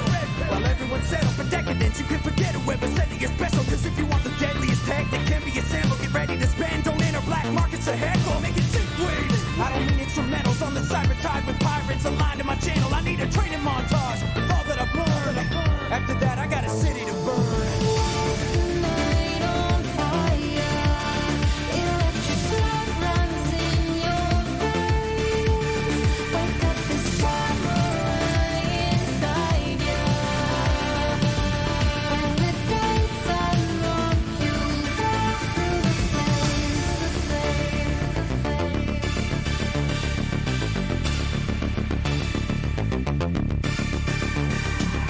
I know my 1984 well, and George Orwell showing you how to foretell. If you abhor any sort of megacorp, well, step out of fiction and into your hell. Big brother's got you in a secured cell. Economy's booming cause it's true that war sells. When loaded guns are the foremost form of doorbell. Rally round the family with a pocket of more cells. What happens when the dreamers are no longer dormant?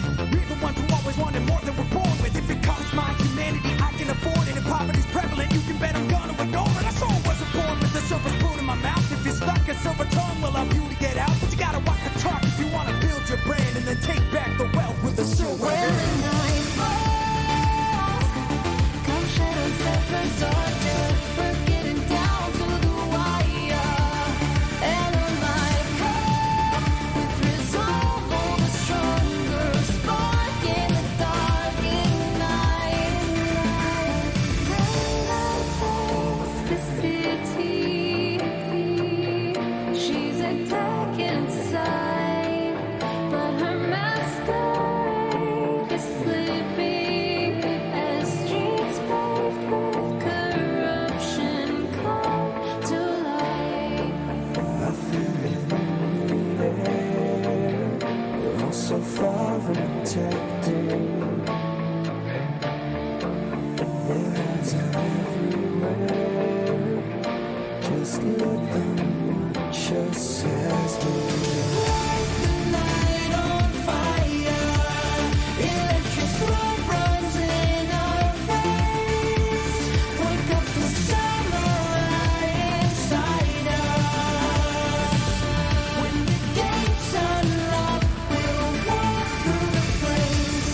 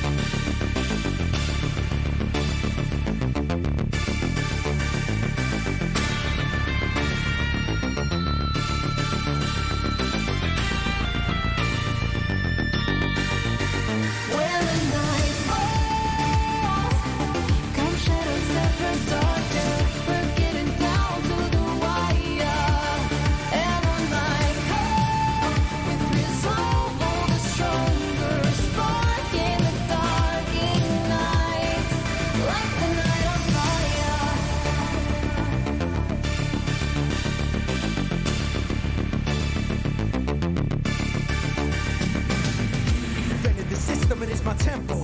I've ascended to metaphysical levels. I fell from heaven to hell. Met with the devil to revel in the revolution of which I am the vessel. Ready to introduce pedal to metal. Get into the fast lane with the rest of us rebels. Unless you're a hack, get jacked and will mentally wrestle. I'm ahead of the network's curve. Now you want a medal? I took the red pill.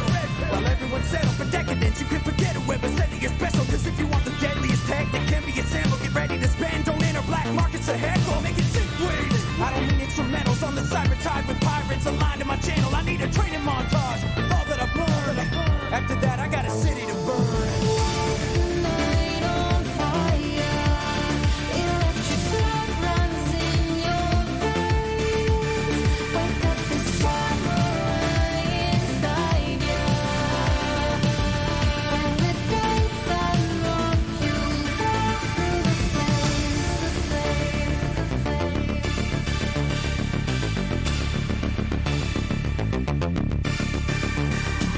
I know my 1984 well, and George Orwell showing you how to foretell. If you abhor any sort of megacorp, well, step out of fiction and into your hell. Big brother's got you in a secured cell. Economy's booming cause it's true that war sells. When loaded guns are the foremost form of doorbell. Rally round the family with a pocket of more shells. What happens when the dreamers are no longer dormant? We're the ones who always wanted more than we're born with. If it costs my humanity, I can afford it. If poverty's prevalent, you can bet I'm gonna ignore it. I sure wasn't born with a silver spoon in my mouth. If you're stuck a silver tongue, well, I'll you to get out. But you gotta walk the talk if you wanna build your brand and then take back the wealth with a silver When hand. the night falls, come shadows ever darker. We're getting down to the wire. And on my car, with resolve all the stronger. Spark in the dark, ignite.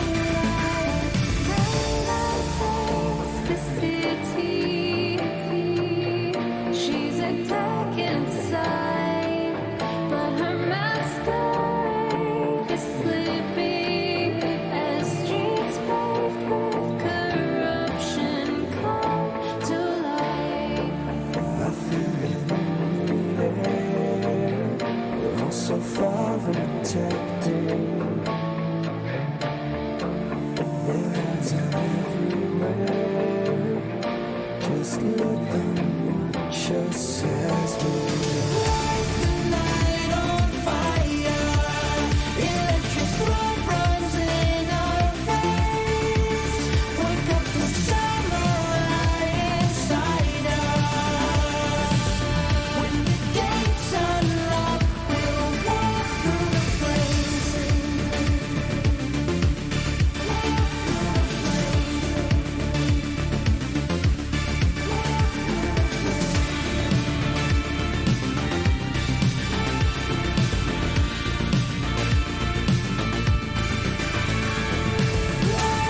Night on fire.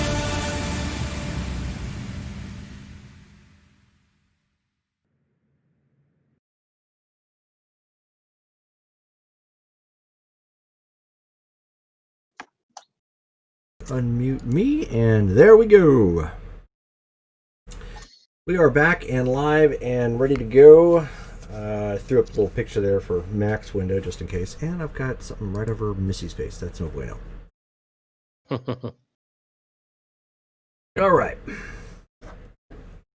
So, while you are waiting to hear back from that message that you sent over to Orbital Air, at this point, Locke has gone out and picked up the credentials and whatnot that you were looking for from the P.O. box.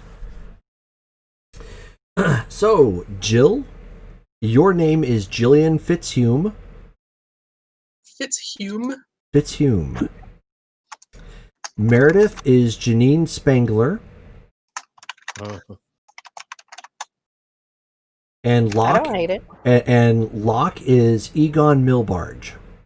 Egon, right on, man. Milbarge.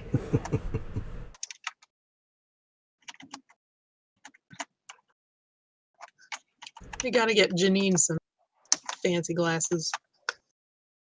The cat eye kind. Oh, there you go. Yeah, definitely. And I'm gonna get some really awesome medical gloves, like some teal ones to go with it. Just something really gaudy where you see lots of blood on him. Ah, gotcha. So like the like Blink 182's album Enema of the State. Yeah, with Janine, also a Janine Lindermulder on the cover. Yes. Oh, was it? Oh, Yeah. interesting. Did not know that. So you've recovered the data that you need at this point, and basically the fake credentials. Orbital Air ends up sending you a message of where to, what office to contact, and who to speak to. That's it. That's the info. Mm-hmm.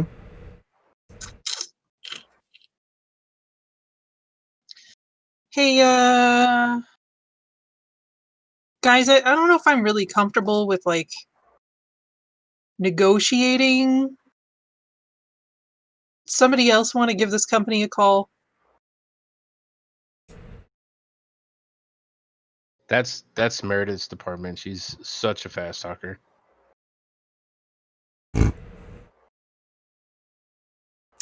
I did not spend my points yet. I will take a stab at it. We needed Hellcat for this. Out of character, what's your fast talk? It's a big fat nothing. Oh, like, oh, Wait, let me double check, but I'm pretty sure it's nothing because that's how I was like, oh, I like boats. Yeah, nothing. I love gold. all right. Well, I guess maybe I should tackle this since I guess I'm the one who knows most about the. Jill, I don't know what I'm asking for. How am I supposed to finagle something I don't know what I'm talking about? Now, the next time we need to go like knock down some prices on some Mr. Studs, I'm your girl. No, that's fair. That's fair. You're right. I don't know. This just feels really important, and I don't want to screw it up. I don't usually take point like that. I'll try and listen in and like point you in a direction if you can just I don't know. Just fake it until you make it. I have a lot of faith in you and Mac is donating his luck points. yeah. Yeah, exactly. All right. All right. So, like, run me through the details again. So we need this. Where, when, and like, what kind of cargo are we shipping? I mean, obviously, I'm not going to tell them what we're shipping, but like, how big and heavy and all of that stuff, just so that I get the details right. It's and actually those are good questions. So it's in total 3 tons. And the goods are listed as parts and technical supplies. That's what it has on the manifest, anyways. I don't remember what he told us about them, because I was thinking about gum. Gotta have more cowbell. Are they hazardous materials, or did he tell us what they are? He didn't say anything about the parts. Okay, so they're listed as parts and technical supplies. The emphasis is the fact that they're being held up by a local government official here. Okay. And how long a trip is this expected to be? Like, it's just like in orbit over Phoenix, right? Mm-hmm. Like up and down. So like how long would we need to rent it for? For the duration of the ship or shipment. Which is how long? Well, I mean, it's not a matter of time in that sense. It's a matter of contract completion. Oh. So it's like you're ultimately paying to have the ship take you up there, and the ship take you back down with said goods that you are being sent up to retrieve. Okay. All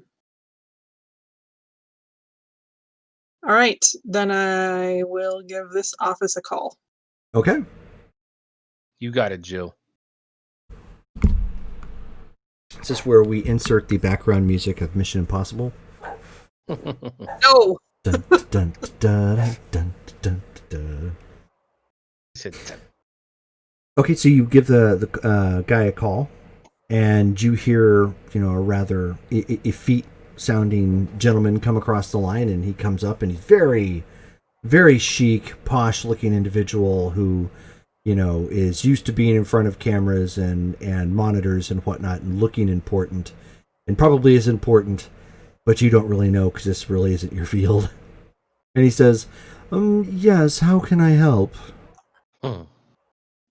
A good afternoon, sir. I am looking to hire a ride up to the orbital station and bring some of my cargo back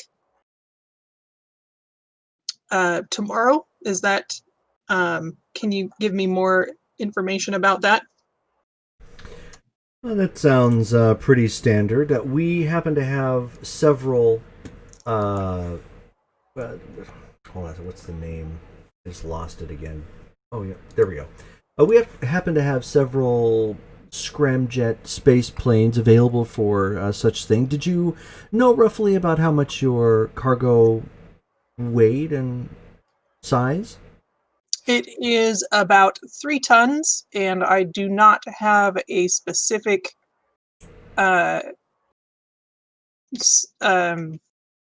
size dimensions. Wait, did he give us dimensions? Yes. Oh, then I'm gonna read the dimensions. Mm-hmm. Yeah, no, 'cause that was on the printout that you guys got. Yeah, and so they're really, what it sounds like is they're crate size. Oh. So it's your atypical like cargo shipping, crates. Pretty stereotypical dimension wise. And so he says, I don't see that as being a problem if you have the euros. That is a rather short notice offer, but I'm sure we can work something out. What range are we talking? Well, for 3 tons, and provided there's no issues with picking up the packages, they're not set back due to quarantine or perhaps international taxing, delays for any reason, I would assume we could do this for, and he types it up and he says, for about 20,000. I'm gonna say, let me confer with my team for a moment, and I'll get right back to you. Of course, and I'm sorry, which company did you say that you were with? Mill Barge Merchants. Oh, yes. A local LLC, if I understand correctly. That is correct. Oh, of course. Did you want to place me on hold, or did you need to call me back at a later time? No, one moment, please. Of course.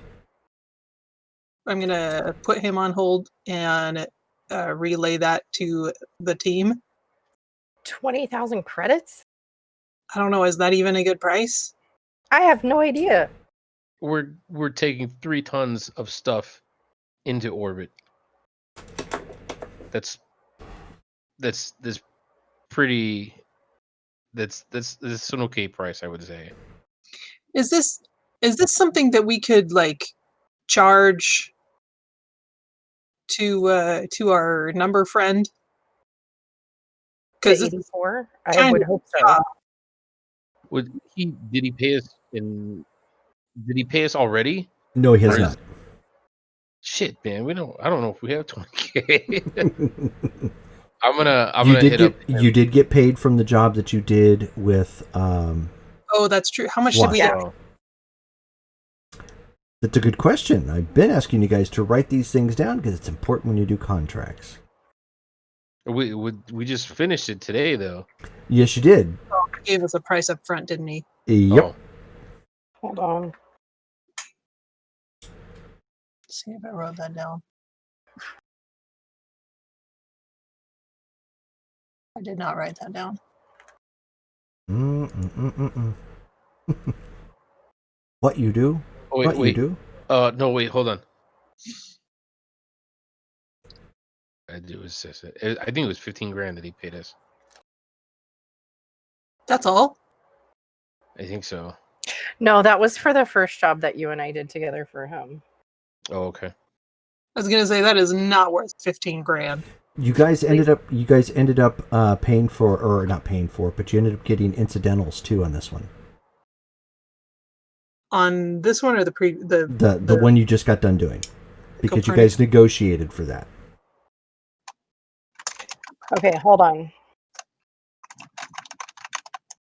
Does that mean he can help us fix So he gave us 20,000 credits with half up front, but we did not. I didn't get a figure for incidentals as of yet. So we'll say that was an additional 5,000, which of course that would be going to repairing your AV4. okay, so 25,000 credits Yes. total. Mm-hmm. Okay. I mean, we can do it, but that's all we got. Well, But then the we're gonna bulk get over. 100 back at the end. this job is definitely gonna. I mean, it better be easier than that last job. Something tells me that the price tag indicates that it likely would not be. But this is all very surprising to me, and nothing's worked out how I've anticipated it. So I'm just gonna go with the flow. So That's the best way to be. Does it sound like an okay plan? It does. However, I wouldn't try to seem too eager to accept his proposal. I maybe inquire if you can look into an account or something to reduce any prices. But other than that, yeah, I would just take his price. Look into an account. You know, these places do regular business with different types of You mean like get a second option? like a corporate account,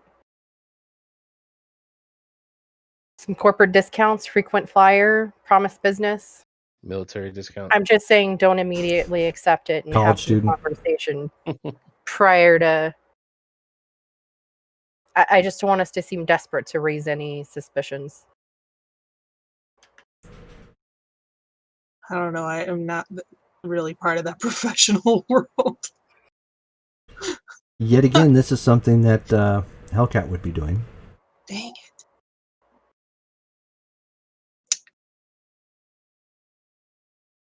I mean, it doesn't hurt to ask.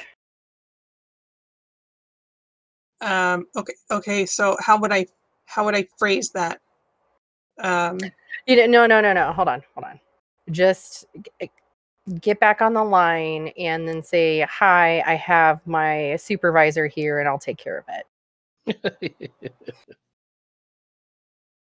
All right, I can definitely pass the credit. All right, so I'll get back on the comm. Okay. So he comes back on the line and he says, "So is this something that you're interested in doing? We, have open availability right now, but it is going fast." We're definitely interested, but now that we have more information, my associate would like to ask some additional information. So I'm gonna pass you over to her. Very well. And I'm so you gonna just transfer the call. two-way call it, bring her in. Hi. How are you doing? I am doing quite well. And to whom do I have the pleasure of speaking to? This is Janine. I'm actually I'm who you spoke to, her manager. I'm so appreciative of your time, and I didn't get your name. My name is Michael. Michael. Yes. Michael, good to meet you. Thank you. So I'm actually we're going over this, and we're definitely interested. Do you happen to have any kind of ongoing business accounts, anything that might be more favorable to this price? I see. Any discount codes? He says, well, we don't exactly have any discounts going on right now. Go ahead and roll your Fast talk. empathy and, well, maybe not. Hold on a second. Where is Fast Talk anyway? Yeah, persuasion, fast talk. Okay. Don't forget to use Well- max points. Well, I don't know. Yeah, I know, right? So I have a 9 in empathy. I'm going to use 3 luck points. Okay. Hold on, let me get up. Where is Fast Talk on the sheet? It's under Fast talk. empathy skills on the first column. P.S. What is so on the empathy score? There are 2 numbers separated by a slash. What does that mean? That is what you started with and what your current rating is. Oh I'm done. I give up. no! I got a total of 10. Oh wait, no. Plus the 3 luck points is 13. I got 13. You rolled a 1. I'm posting it in the chat. I'm just gonna take pictures of my ones from now on. Okay. And Bullshit. so he cringes when you say that, and he says, well,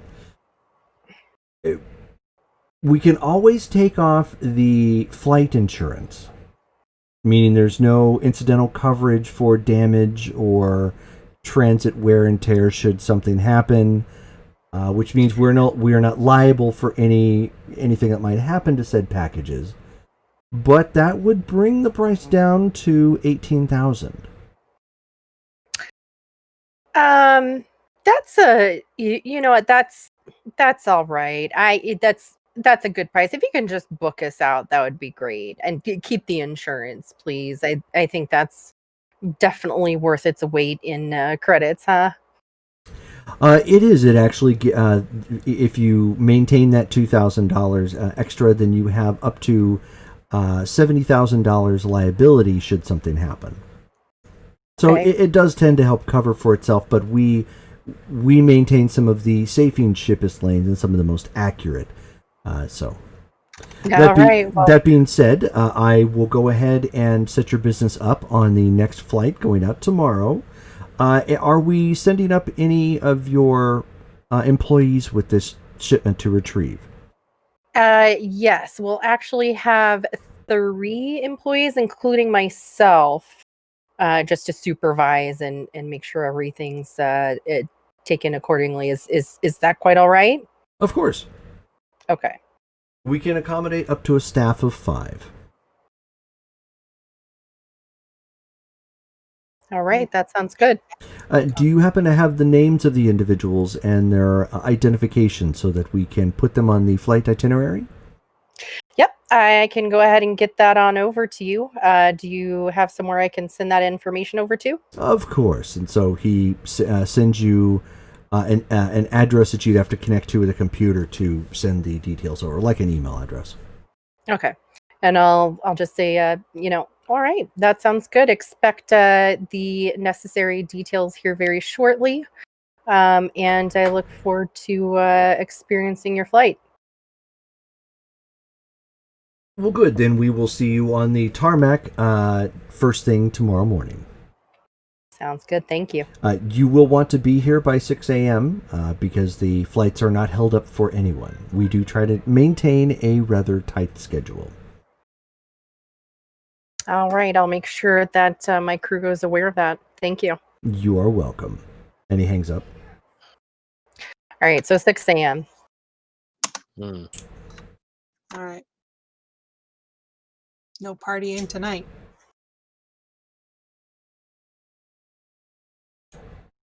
Yeah, probably an early night. I mean, after the sleep that we got last night, I think probably do fine.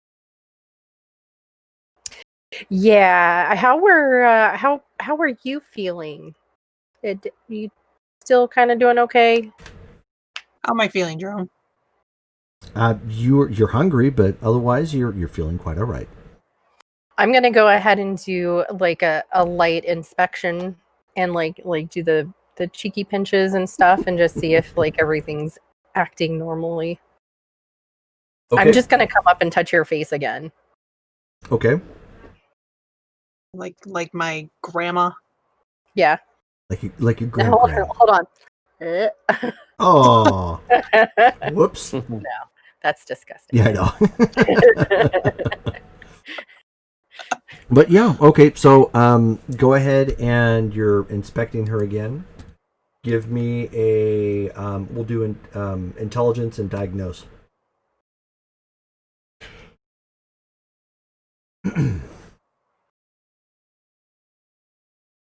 Okay. 18. Okay. She seems to be fine. She's a little cooler to touch than you recall her being. Maybe she sat in front of the air conditioning unit or something.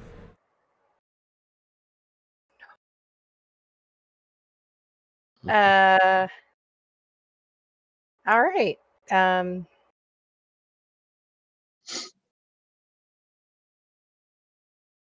Has Sarah You Tremere wrote her back yet? yeah, just Can we get some Yeah. lunch on the Oh, way back? actually, yeah. Now that they after you got done with your meeting and the call, yeah, there was a text back from Sarah. Yeah, what's up? Can we get some lunch on the way back? Yeah, for sure. And then I'm gonna after I reply to Jill, yeah, okay. And then I'm gonna turn around really quickly and take my call elsewhere and just kind of walk at least out of earshot Mm-hmm. of her, and call Sarah. Okay. So she that comes over the video. She's partially dressed at this point, but behind one of those veneers. Mm-hmm. So you can see the video, but you can't see her.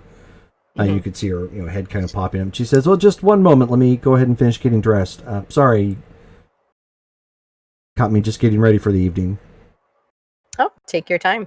And so she walks out from behind the veneer. She's wearing something very, very flowy, very, very nice looking, very rich, well-to-do. And she starts doing her hair while she's talking to you. And she says, "So, what can I help with, Meredith? I wasn't expecting a call." And I'm so sorry. I know you're so busy. I don't mean to interrupt anything, but I was wondering if you could give me some information. Jill, who was with us the other night, at the show, Mm-hmm. the one who was bitten, Right. she's experiencing some very peculiar symptoms. Define peculiar. Her teeth are extending naturally, and she seems to be a little cold. I'm concerned that whoever bit her had some sort of poison or something that's going to cause her some harm.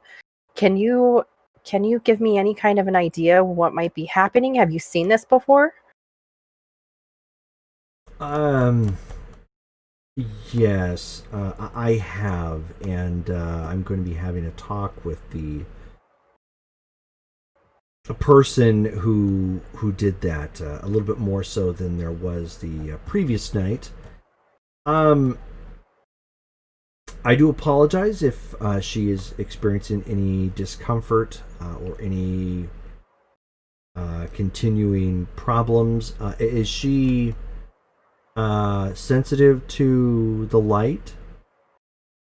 She said she is. I had her go outside for a bit earlier in the day, and she said her eyes were light sensitive. I didn't notice any other issues so far.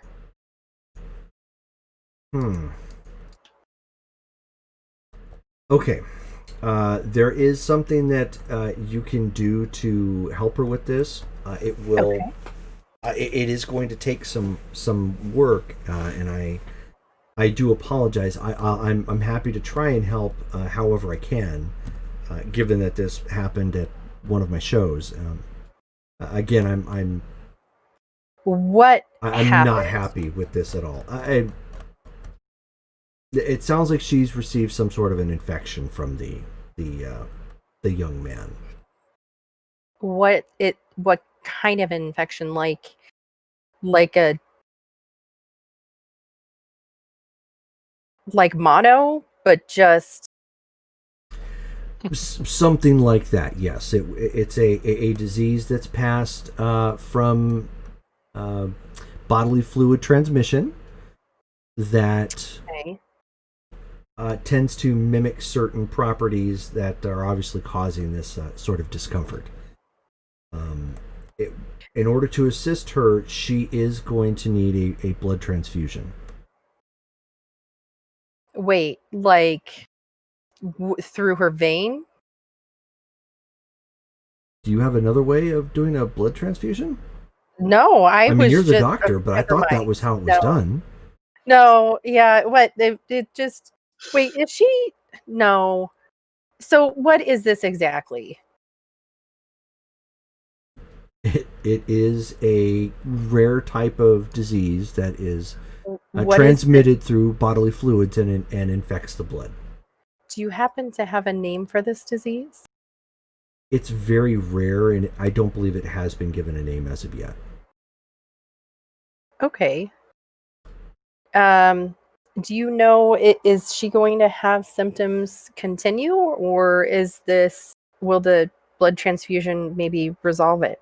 If you get the blood transfusion in soon enough, no, she should be fine. This doesn't happen often, but this is the way to try and correct it. You'll just need to isolate what her blood type is, and then if you were unable to get the necessary blood, then of course I can always try and step in and get some as well. But really, she'll need a blood transfusion of the appropriate blood type and get it fed in intravenously. Okay. And then I'm just gonna go ahead and ask her if there's any particulars. Like, is there anything that I should look for to know for certain that she's received enough blood, or is there anything in particular that I should watch out for if she starts to act differently, or She says, if we catch it soon enough, then she should only need the blood transfusion for 3 days. okay. Oh, 3 days? Yes, 3 days. You want to make sure that that you've had a complete cycle go through her system to ensure that it is cleaned out.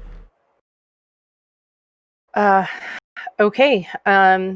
Well, Sarah, I thank you for taking my call, and I appreciate the information. I'll start working on her, and if you wouldn't mind, if I have to reach out again.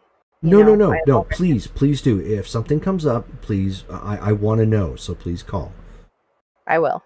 I'll keep you posted with her progress. Thank you very much. I really appreciate this. And again, please pass my apologies on to your friend Jill. This is not something that is supposed to happen at my concerts. Obviously, that's bad business, so I want to make sure she's taken care of. Okay. Thank you. So I'm going to hang up and I'm going to walk on over to the car. And you guys ready to go? Yeah. Yeah. Okay. Yeah. So slight complication, Jill. I'm gonna need Do it. to. Huh? We can't get lunch? No, let's definitely get lunch. But I got off the phone with Sarah, and she is aware of it, and it's all related, like the teeth and everything. It's all related to the bite. It's just it's a mild infection. It's basically like he gave you an STD through the neck. So we got to give you a blood transfusion. Embraced, like I said. No, please don't listen to Scooter. You're dead to me.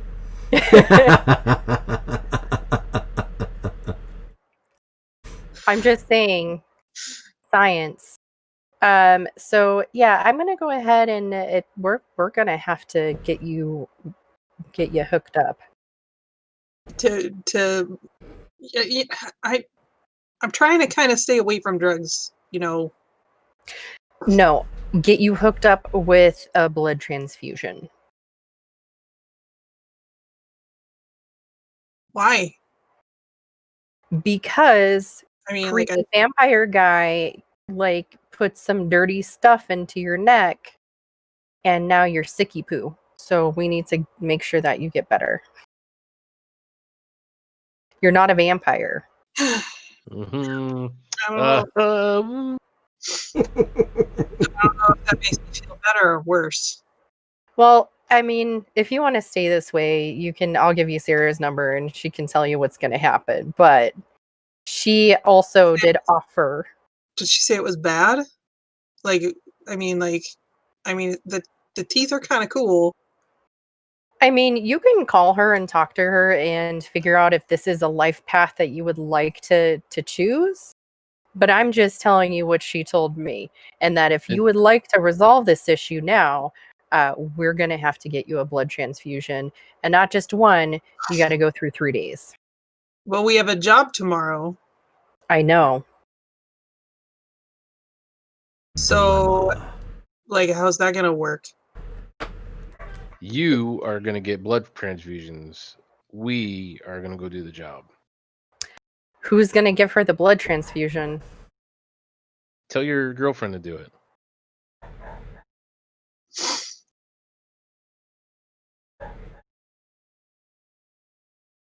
I don't think she's qualified for that, number one, but there's a lot of things. That's a medical procedure, and a lot of things can go south. I'd be much more comfortable with a professional. Do you know anybody we could hire? Do I? Yes. No, all the people I know kill things. I don't know anybody besides you that's a doc. Maybe You could certainly check around. Yeah, I'm going to go I ahead mean, it's and no I'm going to different than solos. I mean, there's always people looking for work of some kind. So, Yeah, I'm I'm gonna going hit to up my sister and ask her if she knows somebody. oh, you're gonna check in with Carlotta. Yeah. Okay. You know what? She might be able to help herself. Yeah. She knows a little bit about bloodborne pathogens. So you text her, and she fires back, "Hey, puta!" Hey sis, I got a problem here with our girl Jill. She's sick in a bad way, and she's gonna have to have 3 consecutive days of blood transfers. Do you know somebody that can do that? And so she types back, "Wait, whoa, hold up! Jilly Bean is sick? What the fuck? Way sick. What happened?" Two exclamation marks.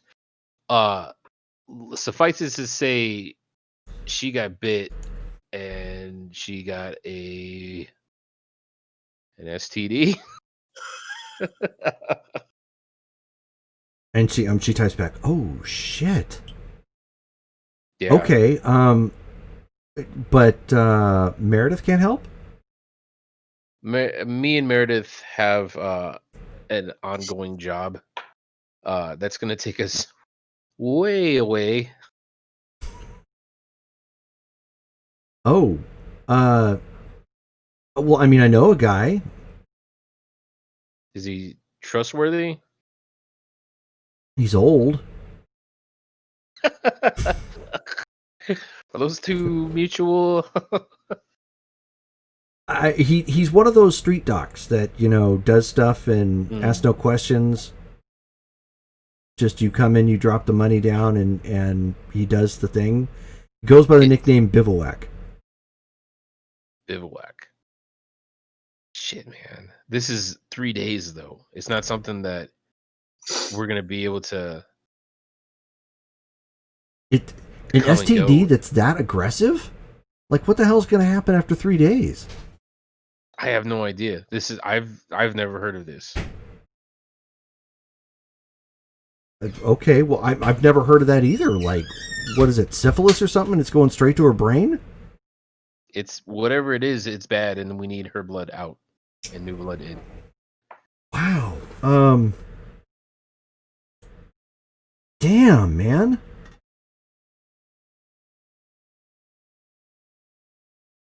So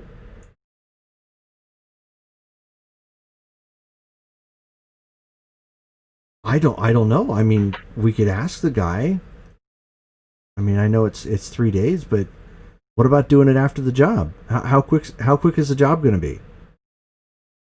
I don't know how long the job's gonna be, but the person that told us about fixing this for her said the sooner the better on getting her fixed.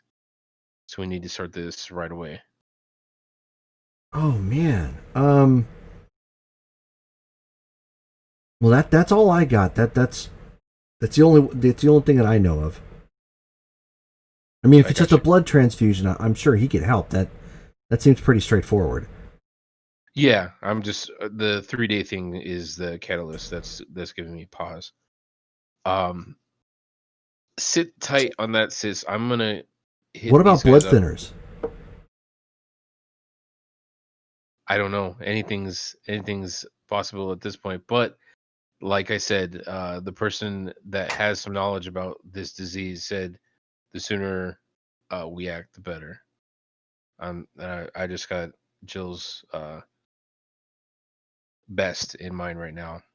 Well, yeah, me too. Let me know. I'll get you that info for Bivouac and like rattle his cage or something if you need him. Will do. I'll hit you back up in a second. All right. Sis. All right. I'm gonna let these guys know what's going on. He said that there's a street doc that can help us out. I'm not sure about him per se, and I'm not sure about the whole 3 day thing, but that's my lead. Man, this is freaking me out. Like sitting in a hospital bed for 3 days. It's gonna be your bed, not a hospital bed. Whatever. Yeah, this is gonna be 3 days.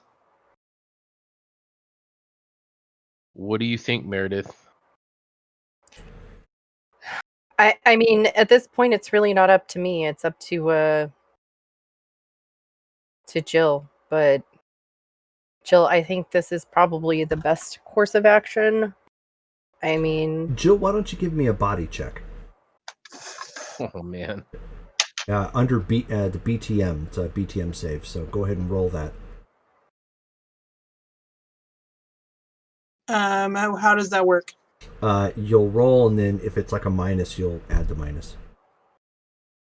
Okay. In essence, forcing you to roll lower. So the number in my body plus the D10 plus whatever my BTM is. No, you're just gonna roll a D10 and then subtract. Minus. And then whatever you have for your BTM. 3. Okay, 3 total. Yep. Okay. So you are at this point. You internally you're torn. This is something you've never gotten the chance to do. And being an adrenaline junkie, you really, really want to do it. You're willing to look at drug alternatives at this point and risk it for this opportunity.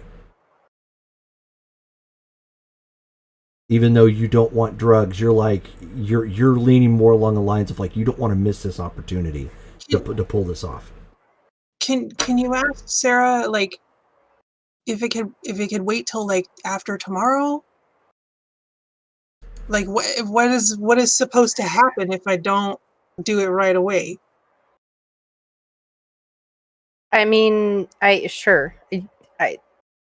I'm gonna go ahead and I'm gonna go ahead and just like be a little aggravated, but understanding because I know means a lot to her, and I'll go ahead and text Sarah and ask her that. Okay, so Sarah sends a text back that she runs the risk of a harder recovery to the point that she may not be able to recover. What's the worst case scenario? I'm gonna go ahead and just ask: Is this fatal? Will this kill her? What is she facing if she doesn't recover? She's facing a life-altering change.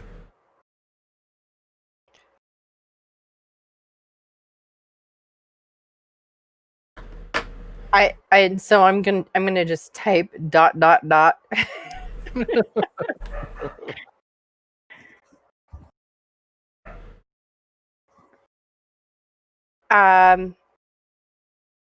Wow, vague much? Jill, I'm gonna go ahead and relay the information to Jill and she's not exactly forthcoming with exactly what's gonna happen, but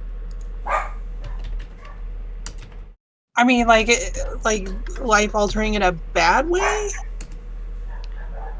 yeah, I'm pretty sure that's what she meant, but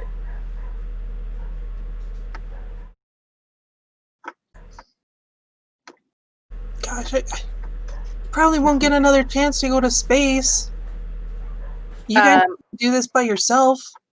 I'm assuming Carlotta, or the information Carlotta gave Locke, he relayed about the we'll just blood say thinners. yeah. Okay. I mean, you can try the blood thinners. I don't know that they're going to work. I don't know anything about this situation and what's going on. I'm just saying I don't want anything bad to happen to you, but if this is what you want to do, you're a big girl.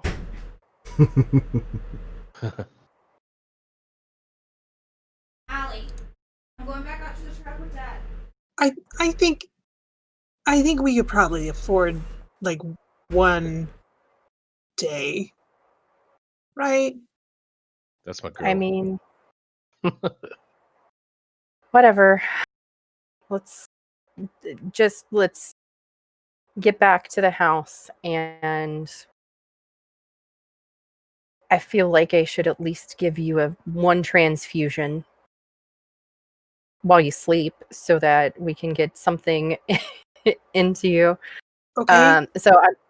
Maybe I can, if I can score some blood, I'll give you a transfusion, and then I should have blood thinners, so I'll give you what I have. I think Sarah said that she could hook you up too, or from what I remember, she could source that. Do I know my blood type? Yes. All right. Well, I'll relay that. Okay.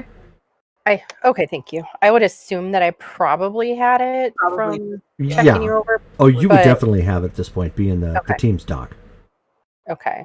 So yeah, I'm actually just gonna shoot, just because I don't know how it would work with Sarah. I'm gonna send a text and say, hey, can we get some of this kind of blood for a transfusion? Yeah, and she says, not a problem.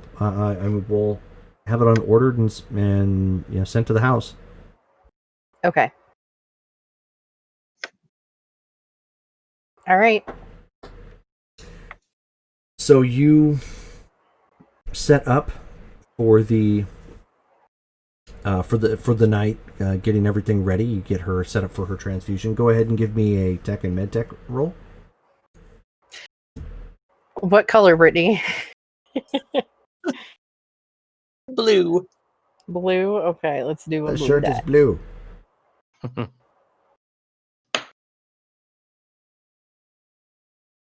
I got a 10. I don't know Nice. if you can see it. So that's 25. Okay. So you sticker arm first try, no problem. Get that little butterfly needle in there, flick, and hold it in place and taper it down and begin the blood transfusion. I'm going to go ahead and just try to make her comfortable too, and just Sure. like fluff the pillows around her and Okay. like tuck her in a little bit. Okay. And with that, we are already a full 3 hours in. We'll go ahead and stop there. And next game will be the next game will be, well, what happens and the job. I'm looking Yeah, forward good to it. It's going to be Good game. exciting. You Susie Scooch. If I have to tell you again, Do you understand the man. concept of the tooth fairy? stab you with the hot screwdriver. I once offered a coworker at one point because he liked. I mean, I'm not the best at impersonations, but I was doing it just because he thought it was hilarious. And he's like, I should have you do that for my voicemail. And I was like, and I thought of it right off the top of my head, and I was like, so you've reached Tyler's voicemail. He's not available to come to the phone right now, but leave your name and your number, and if you're important, he'll call. Good stuff. awesome. Good stuff. So, had a good time. Next game for us for Cyberpunk will be October 17th.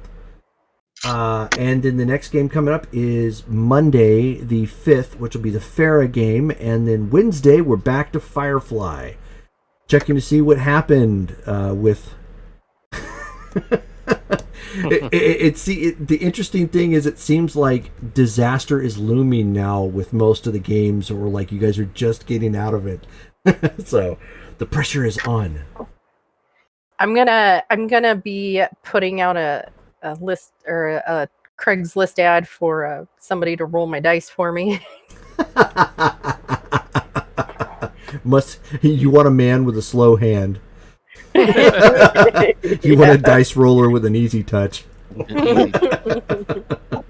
Alrighty, so We need to get you some weighted dice. I used to have some, but because they're illegal, the weighted dice, it was obvious that they were weighted. So what it was, they were 6-sided. They were called character builders, which is how they were marketed. And so when you rolled it, because the way the weight was, because they had shaved sides, so but it was still obviously cubed looking. It would roll, and it would either like roll real poorly and flop over to a 1. And just just like slap down because the way it was weighted, or they would roll and wobble, around on the 6, so it was painfully obvious that they were weighted. And if you turned it over, you could see where they had hollowed out where the 1 was, and that was where the weight was sitting. So, if I got some dice that rolled either 1 or 6, I don't think I would take them. That's just... Alrighty, so we'll go ahead and sign off from here. Thank you all for dropping in. Thank you all for the follow. We had High Shelf Gaming following us earlier on in the chat. Good stuff. And we will see everybody for Farah on Monday. Bye. Right on, man.